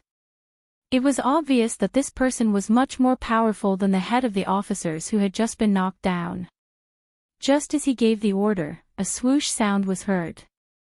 The hundreds of soldiers inside and outside the city walls all raised the bows in their hands. Every arrow was aimed at the carriage in the middle of the road. Shoot! The order of the general guarding the city was very fierce. He was such a law-abiding person, and the other party injured his nephew. If he didn't kill these people with his own hands, it would be hard to get rid of the hatred in his heart. Swoosh, swoosh, swoosh. Hundreds of bows and arrows were shot together, each arrow carried the whistling sound of the wind. The general guarding the city smiled, as if he could already see the tragic end of the other party. Even the common people couldn't bear to see the scene of blood splattering and turned their heads away. But no one would have thought that just as the arrows were about to reach the carriage, they saw the air suddenly move, and the carriage was covered with a thin layer of light. Everyone in the Dragon War Empire knew that it was a martial chi spirit body that could only be formed by gold-rank martial artists. Those arrows seemed to have been blocked and stopped in midair, unable to move forward even half an inch for a long time. Following that, a loud bang was heard. All of the arrows that were shot out were shattered by that powerful chi. Amidst the dust, inside and outside the city, everyone widened their eyes. The officer lying on the ground looked at the general and stuttered, "Uncle, uncle, who are they? How can he be so powerful? How would I know if you ask me? The general of the city guard also became unusually irritable, but soon, he sneered, it's just a gold rank warrior. In the past, gold rank warriors were difficult to find. It's not like you don't know that since the Grand Preceptor came to our capital, most of the wood rank warriors have advanced to gold rank. There's nothing to be surprised about. As he spoke, the general raised the saber in his hand to the sky, and a new group of people appeared on the city wall. However, this time, they were no longer ordinary officers, but real soldiers. Moreover, these soldiers looked stronger than ordinary soldiers. Every one of them had a ghost mask on their faces, and they looked at their feet with murderous intent. Countless black shadows surged out from the city, and the strong smell of blood made Helene Vivian in the carriage gently curl the corners of her mouth. It seems that during the time we were not in the capital, the city guards in the capital have changed. Beligaju played with her claws and casually raised his eyes. A cold light flashed in his deep eyes, but he still had no intention of going out. Instead, he leaned back with Helene Vivian's waist in his arms. In an extremely luxurious and lazy manner, he waved his long sleeves towards the window. Your martial chi is not bad, but just because of your martial chi, you want to go against the people of our Grand Preceptor's residence. How many lives do you think you have? The general of the city guards thought that the other party was provoking him. As he mocked, he raised the saber in his hand, and wanted to lead thousands of soldiers to charge over and tear apart the carriage. Just at this moment, not far from the city, there was a sudden burst of dust and dirt. That was the sound of at least 1,000 armored horses trampling on the mud, and every sound shook the earth. General, there seems to be something wrong. The soldier closest to the general of the city guards leaned over and whispered, it sounds like there are soldiers and horses moving, but at this time, who would dare to approach the city? The general of the city guards narrowed his eyes, and just as he was about to take a closer look, the soldiers and horses moved like lightning. The lightning-like black cavalry seemed to have leaped out from the horizon. Every one of them was holding a long saber and wearing a mask. They were like shadows in the night, sweeping over like a whirlwind.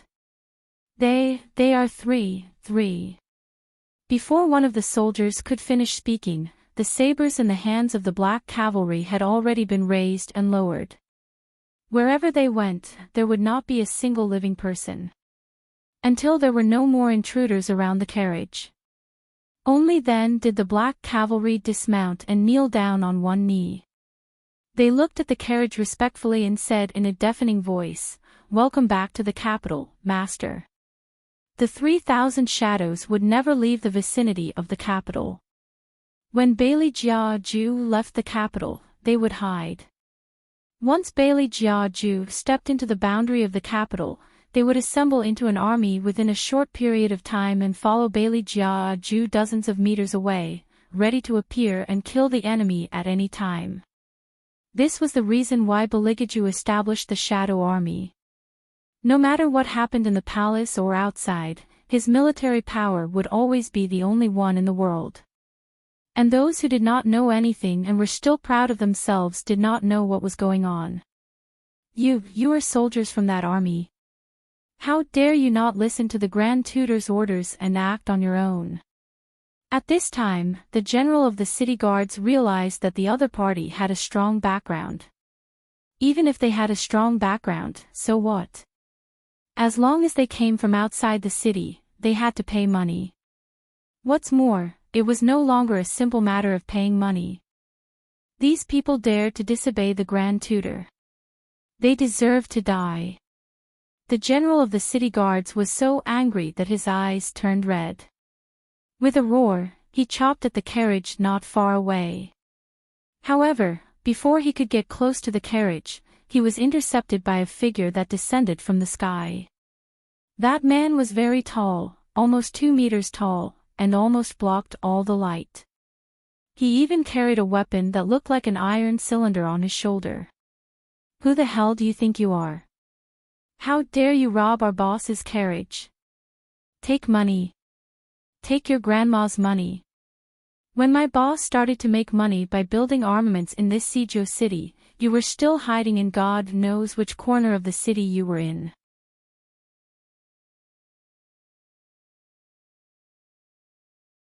Chapter 850.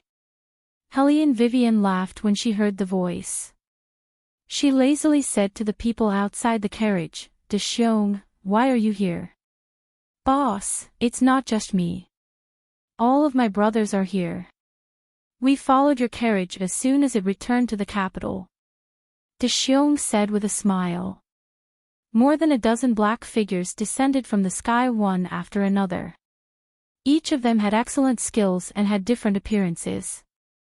Some were tall, some were short, some were thin, and some were strong. Even the weapons in their hands were different. However, the only similarity was that those weapons were very rare. When Hellion Vivian heard that all her people were here, she looked back at Beligaju and said, "I'll do it this time." Her voice was full of excitement. His Highness squeezed her hand and said, "Why are you here? Aren't you afraid of hurting your stomach?" Hellion Vivian thought about it and felt that it was right. She asked the people outside, "Deshiong, have you brought the sniper cannon?" "I've been carrying it." Deshiong lifted the black tube on his shoulder when he said this. Hellion Vivian narrowed her beautiful phoenix eyes and said, "Then just blow up the city gate directly. Keep the people, they'll be useful in the future." "Okay." Deshiong obeyed and lifted the sniper cannon. He narrowed his left eye, pointed at 3 points, and pulled the trigger with his index finger. A loud rumbling sound was heard. Sparks flew everywhere. The general was so shocked that he was stunned. He still didn't know what was going on. The city gate behind him fell down with a loud bang, and the flag was immediately lifted. The dozen soldiers standing on it also fell down from the city wall. The gravel continued to roll on the ground, making an unbelievable deafening sound. In the billowing smoke, the onlookers waved the dust in front of them with their long sleeves. There was only shock in their eyes. The general guarding the city, who was closest to Deshiong, was already in a daze. He opened his mouth wide and shook his head. His ears were still buzzing. He stared blankly at the black spear, and his legs almost lost all feeling. Why had no one ever told him about it? How could there be such a weapon in the Divine Land? What exactly was it? Was it dynamite? But it was different from explosives. Explosives had to be buried first before they could be ignited. While the general was still pounding his chest over the scene that had just happened, the dozen or so black figures seemed to be opening a path for the carriage. Each of them had a gun in their left and right hands. They fired together, and every shot hit the feet of the soldiers who tried to move forward. Countless sparks flew. Just as the general raised his head, he was grabbed by the throat. At that time, he only had one thought in his mind: "You, who are you?" As he spoke, blood seeped out of his throat. That person didn't say anything. He just followed Hellion Vivian's instructions and led the people into the city. Naturally, there would be someone who would provide information. The soldiers on horseback passed through the eastern part of the city and headed straight for the Grand Preceptor's residence. At this moment, the Grand Preceptor's residence was celebrating the money they had received over the past few days. The Grand Preceptor is really smart. He came up with such a way to make money. No matter who it is, they have to pay money to enter the city. How profitable. General Ao Jiang, who was supposed to be in command in Yunnan, was eating meat in big mouthfuls. He didn't forget to weigh the heavy ingots in his hand. One of them, who looked like a civil servant, put down the golden chain in his hand and said worriedly, "What do you think will happen if the retired emperor finds out about what we've done?" "Old Wei, why are you so timid? When we entered the palace, you saw how the retired emperor looked. He won't live long." Ao Jiang knew that there were no outsiders here, so he didn't hide his words. He sneered and said, "The seventh prince is very powerful, but unfortunately, he's still a child. He won't understand the twists and turns of this situation. Moreover, the Grand Preceptor is in control of the palace, so no one can deliver information in the palace.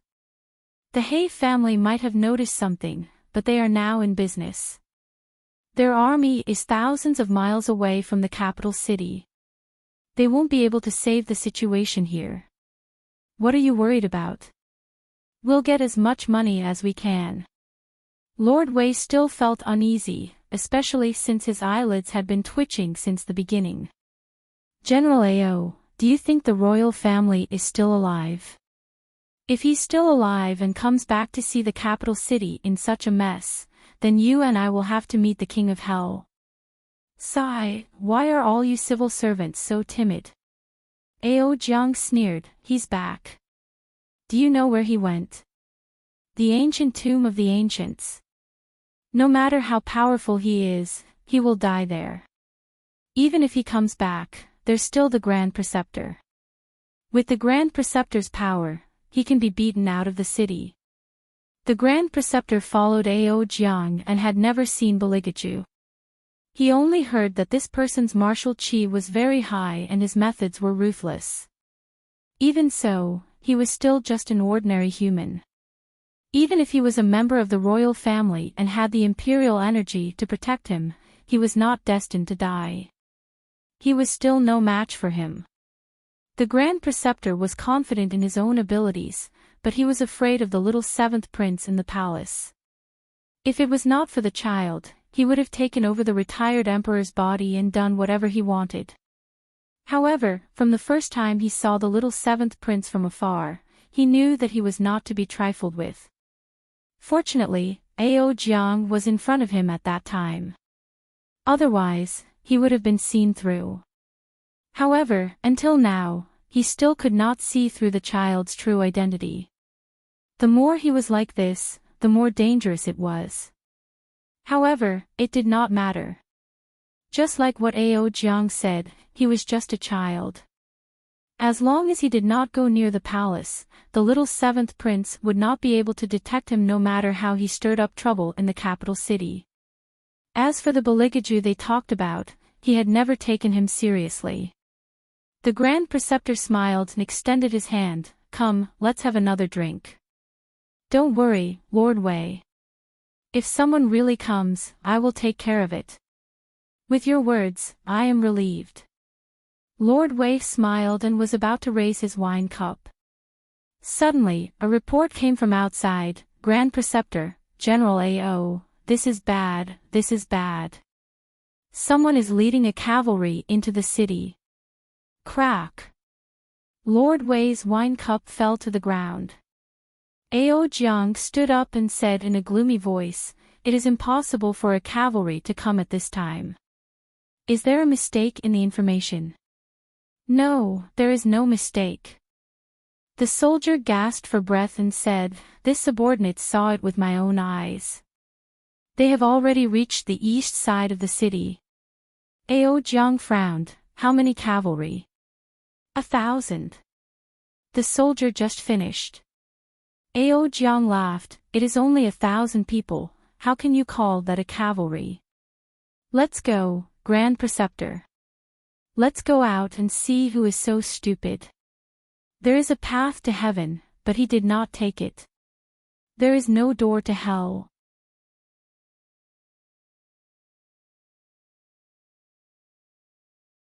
Chapter 851. Ao Jiang spoke heroically. He took his long sword and led a large group of soldiers to surround the entire East City district, blocking the incoming carriages at the entrance of Meridian Gate Market. "It's them." Ao Jiang looked at De Xiong and the rest who were clearing the way with disdain. "They want to rebel with just these few people? They don't know what's good for them." As Ao Jiang spoke, he raised one hand and countless archers raised the bows in their hands. A thick murderous aura was on the verge of erupting. Ao Jiang originally thought that with just these few people, he could kill a large group of them with his arrows. However, he did not expect that before his army could attack, a loud rumbling sound was heard. The archers who were holding the bows were all blasted into the sky. Their opponents were extremely fast and they were holding something in their hands, making loud banging noises. Terrifying smoke rose from all around. Those people seemed to have entered a deserted land and could wipe out thousands of soldiers with just a raise of their hands. Ao Jiang, who thought that victory was in his grasp, could not help but panic at this moment. He looked at the black figures who were getting closer and closer to him and could not help but pull a soldier to stand in front of him. However, in the next second, the soldier was shot to death. Fresh blood immediately splattered on his face. What are they holding in their hands? Ao Jiang could not help but shout. Lord Wei, who had experienced several changes in the imperial court, looked as if he had seen a ghost. His face was completely drained of color, as if he was talking to himself. That's a spear, a weapon that only the hidden army possesses. Why would the hidden army appear here? The hidden army would never appear of their own accord, unless their master is here too. Hellion Vivian, it's Hellion Vivian. No, this is not right. Lord Wei looked at the black cavalry that was gradually appearing before his eyes and his lips trembled violently. It's not just Hellion Vivian, there's also the royal family. The royal family, he's back. When Ao Jiang heard Lord Wei's words, his face turned pale immediately. However, he still refused to accept his fate. He can't possibly come back alive, all of this is just an act. Grand Tutor, Grand Tutor. Although Ao Jiang said that he did not believe it, he felt extremely uneasy in his heart. He pulled the Grand Tutor over and said, Grand Tutor. Quick, cast your spells and stop them. The Grand Tutor had never seen Ao Jiang like this before. He knew this overlord's general from Yunnan. Ao Jiang had always been fearless. Even when he entered the palace, he did not go too far with the retired emperor. What kind of ability did the third prince have to scare him to this extent? Forget it, no matter what the other party was capable of, to him, the other party was just a mere mortal. The Grand Preceptor did not put Beligaju in his eyes at all.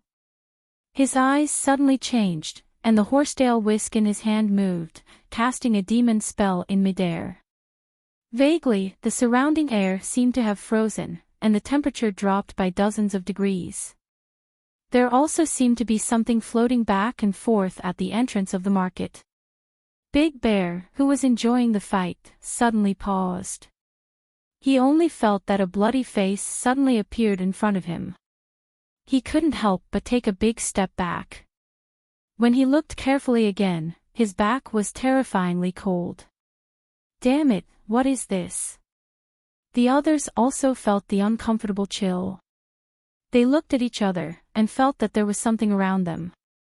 Ao Jiang saw that the other party had stopped and even started to panic. He looked back at the Grand Tutor in surprise and said, The Grand Tutor is really capable. It's just a small trick. The Grand Tutor attacked again. The air started to form a fog, and it was slightly dark. There seemed to be shadows hidden in it, floating back and forth.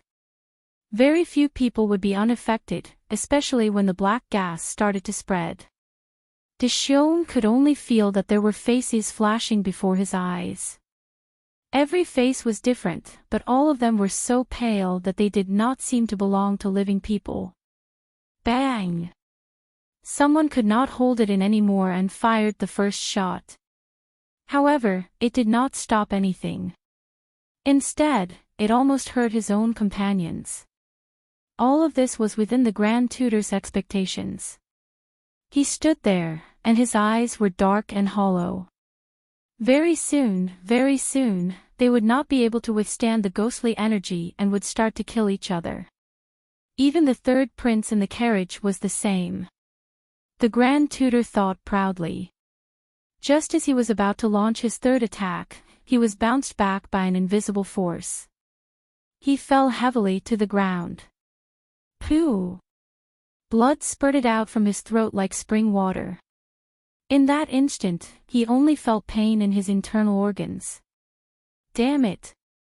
The Grand Tutor raised his head and absorbed the ghostly energy around him into his body. Then, he looked towards the center of the road. Could it be that there was someone here who was not controlled by the ghostly energy? No, that was impossible. Grand Tutor. Ao Jiang reached out and helped the Grand Tutor up. He looked panicked. What's going on? What's going on? The Grand Tutor was originally an evil demon. After absorbing the ghostly energy, he regained his strength. It's nothing. We just ran into a little trouble. At that moment, the Grand Tutor's eyes had started to turn red. He glared at the crowd fiercely, as if he was still trying to find the mysterious force. At that moment, the carriage that was a few meters away from him suddenly swayed and appeared in front of him. A loud bang was heard. The body of the carriage exploded from the inside. Wood chips visible to the naked eye flew into the air as if someone was controlling them. They hung in the air in layers, just like a scene from a comic book. In the middle of the wood shavings, on top of the chariot that had lost its body, Helian Wei Wei's lips curved slightly. Her fiery red cloak danced wildly in the wind. The night Rakshasa's most beautiful wings were fluttering in the wind. Her beautiful face reflected a seductive red as she laughed lightly. Bailey Jia Ju hugged her with his left hand and sat casually. Even under the watchful eyes of the crowd, he did not have the slightest intention of letting her go. Even in the midst of the billowing smoke, he was not stained by any dust. The elegant cloak draped over his shoulders made him look like an emperor who held the power of life and death in his hands, giving people a kind of absolute oppression. Around him, the evil spirits in the black gas began to tremble. Not only did they not dare to take a step forward, some even wanted to turn around and run away. However, Beligaju did not give them the chance. His dark eyes narrowed slightly. Above the carriage, a dense crowd of evil spirits and ghosts appeared. Those evil spirits rolled their bodies in the clouds. They were absolutely obedient, but they were definitely not to be trifled with. In just an instant, those evil spirits that disturbed people's thoughts were swept away like the wind. Not even a shadow was left behind.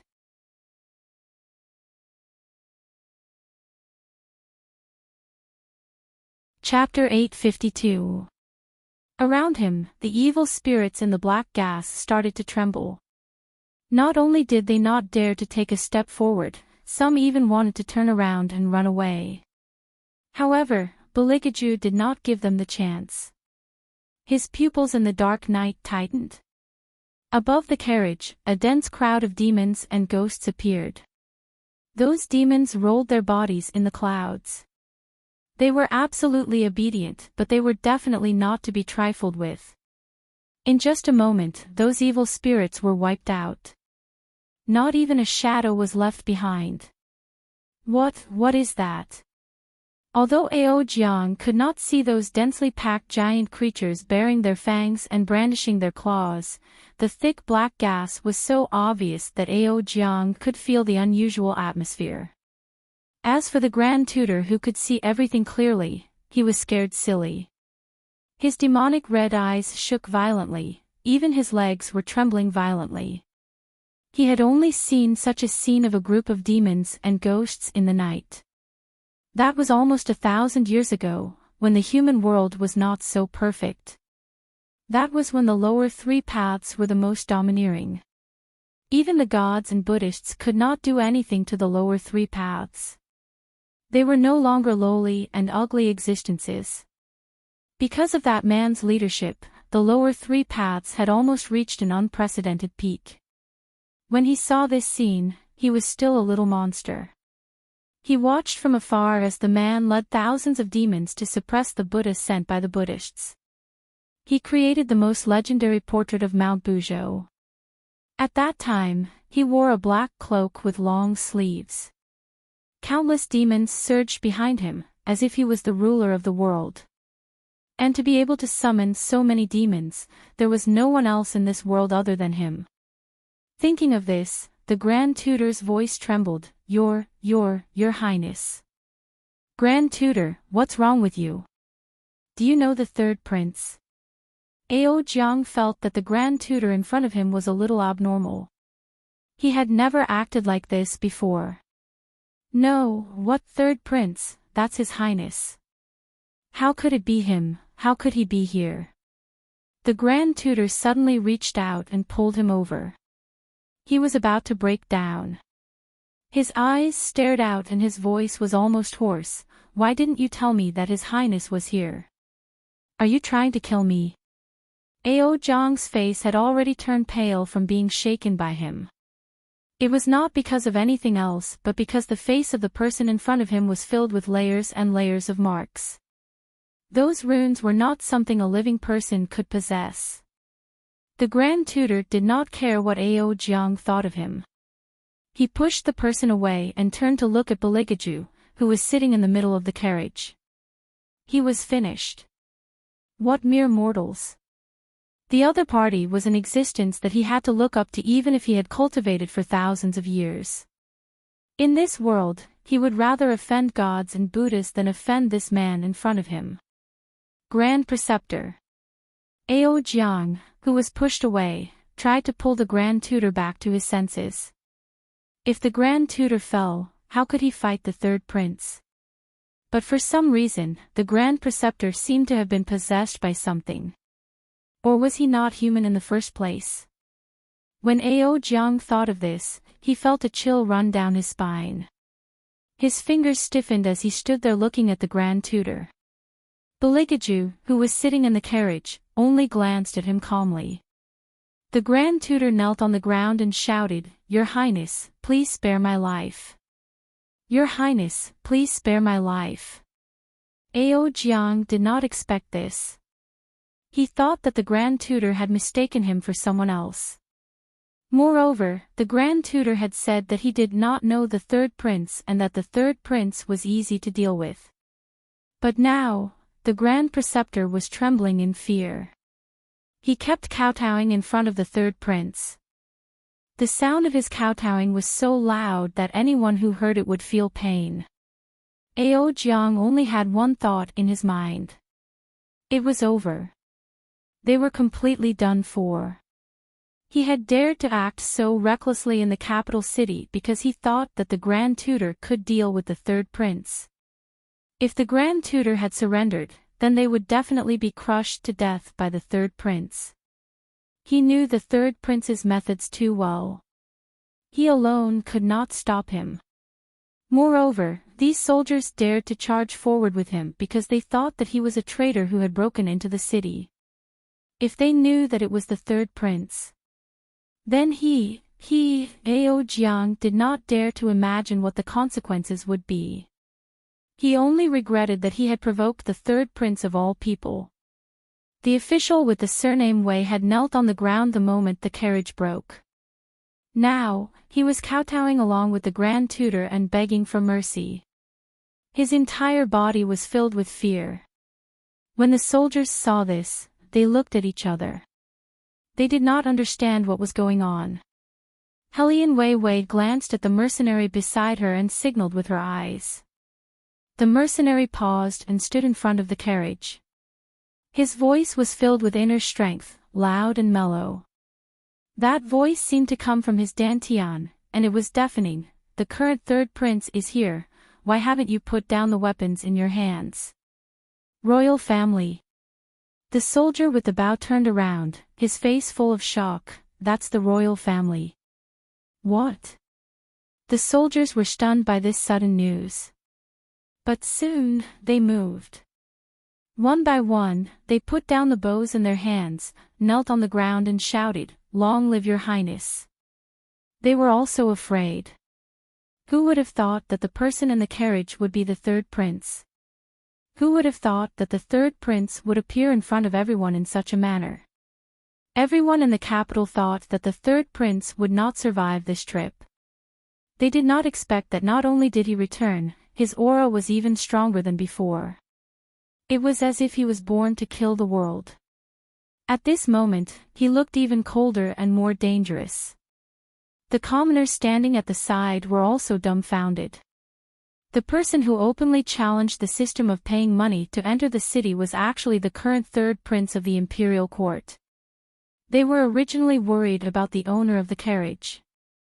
They did not expect that their world-renowned third prince would really return just like that. The commoners thought. When they finally reacted, they realized something. When they came back to their senses, they knelt heavily on the ground with unprecedented joy in their eyes. In the capital, thousands of commoners knelt 10 miles away. It was a magnificent scene. And all of this was to welcome their future king back to the capital. When the Grand Tutor saw this scene, he had other thoughts in his mind. He stepped back, wanting to take the opportunity to escape. However, at this moment,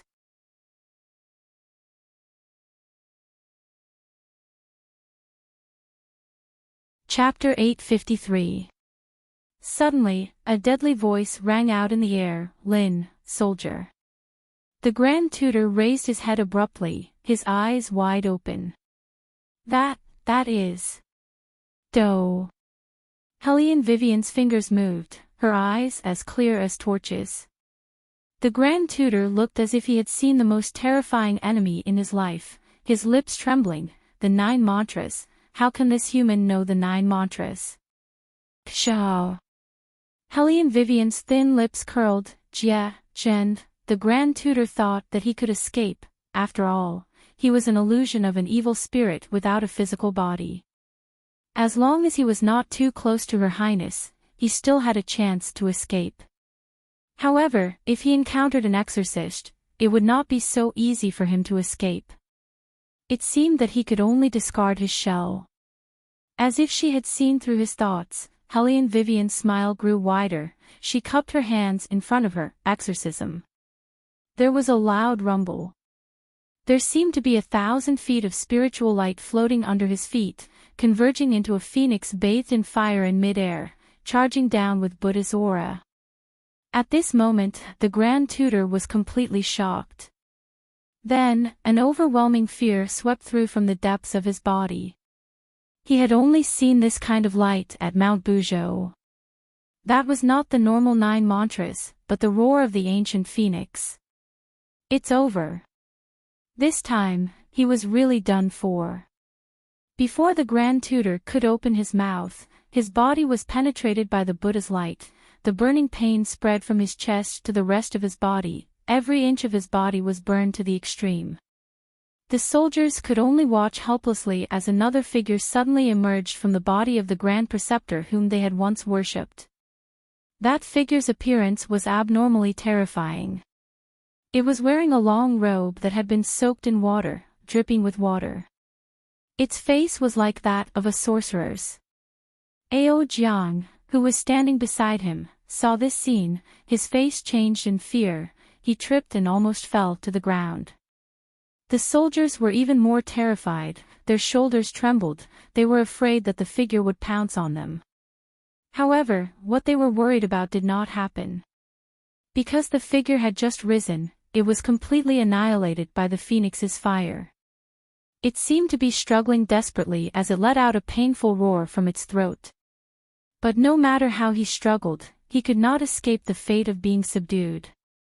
The speed of the Buddha's light was very fast, so fast that people could only hear the regretful wails of the evil spirits. I really didn't expect the Grand Preceptor to be an evil being that would harm the capital. The commoners were very scared. They looked at this scene with lingering fear and chanted Amitabha. Luckily, the third princess consort was here. Did you see that just now? The third princess consort really looked like the reincarnation of an immortal. A living bodhisattva. He's a living bodhisattva. It's really our good fortune to have such a princess. As the people spoke, they couldn't help but kowtow and shout, "Long live the princess! Long live the princess!" Helene Vivian's actions had always been natural and unrestrained, allowing the people to rise. Then, she retracted her hand and said in a low voice, "This way, I can save one more dish for the baby." Beligaju was sitting next to her. After hearing her words, he raised his eyebrows. The bigger fetus also moved its hands and feet coolly. Helene Vivian moved and smiled gently as she stroked her lower abdomen. It seems that the baby likes it very much. His Highness had always disliked this woman paying attention to anyone other than himself. He reached out and pulled Helene Vivian into his arms again. He sneered at her lower abdomen. What else can that little brat do besides eat? The bigger fetus narrowed its blood-red eyes and turned to the smaller fetus. "I think I've been too kind to father recently." The smaller fetus sighed and slowly opened its eyes. "Big brother, believe me, that's just your imagination." Humph, the bigger fetus's voice became even softer. "Anyway, we're going to get out soon. Once we get out, I'll let father know that other than eating, I can also go against him." The smaller fetus. "Why do I feel like I'm listening to my big brother's life work? You're much better now. I can go out to look for food at night. I'll catch a few ghosts for you to play with," the bigger fetus said as he hugged the smaller fetus in his arms. It was very domineering and cold.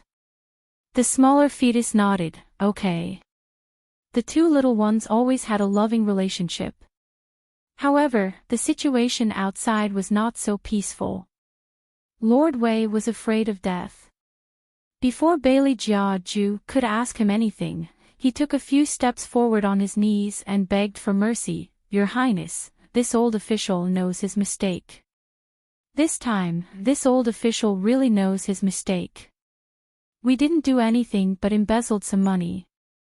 This old official didn't dare to touch the money because it's still in this old official's house. I beg your Highness to spare this old official's life on account of this old official's hard work for the imperial court all these years." After Lord Wei finished speaking, he kowtowed loudly. Beligaju did not look at him. Instead, he looked at Ao Jiang absent-mindedly. "You brought these soldiers here?" Ao Jiang was basically scared out of his wits.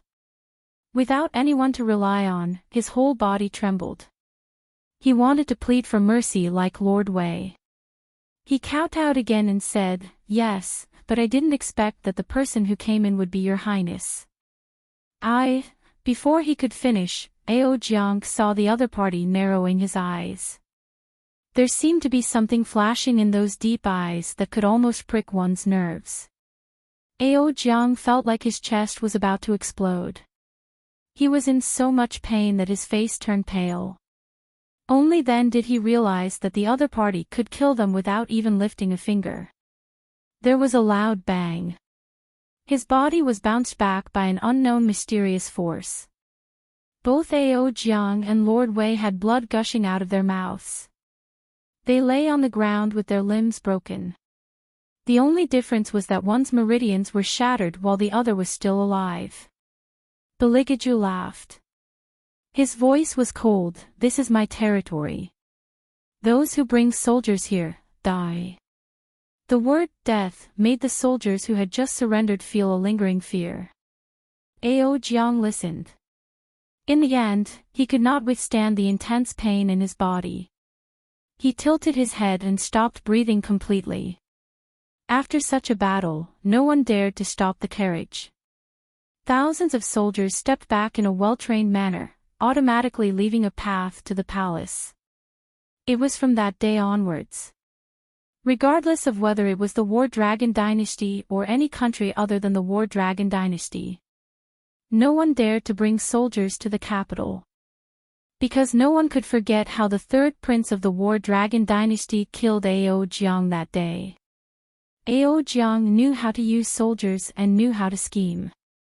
In addition, he had the best geographical conditions. However, he was still destroyed by Beligaju without batting an eyelid. No one dared to risk their lives. Even if they could not be friends with Beligaju, they would rather not be his enemy. You're tuning into the LoveLore Library YouTube channel.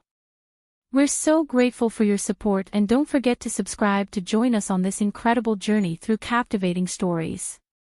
Your generosity through donations truly makes a world of difference, as it's the primary source of revenue that allows me to expand and enhance this channel for you. Thank you from the bottom of my heart for being a part of this adventure.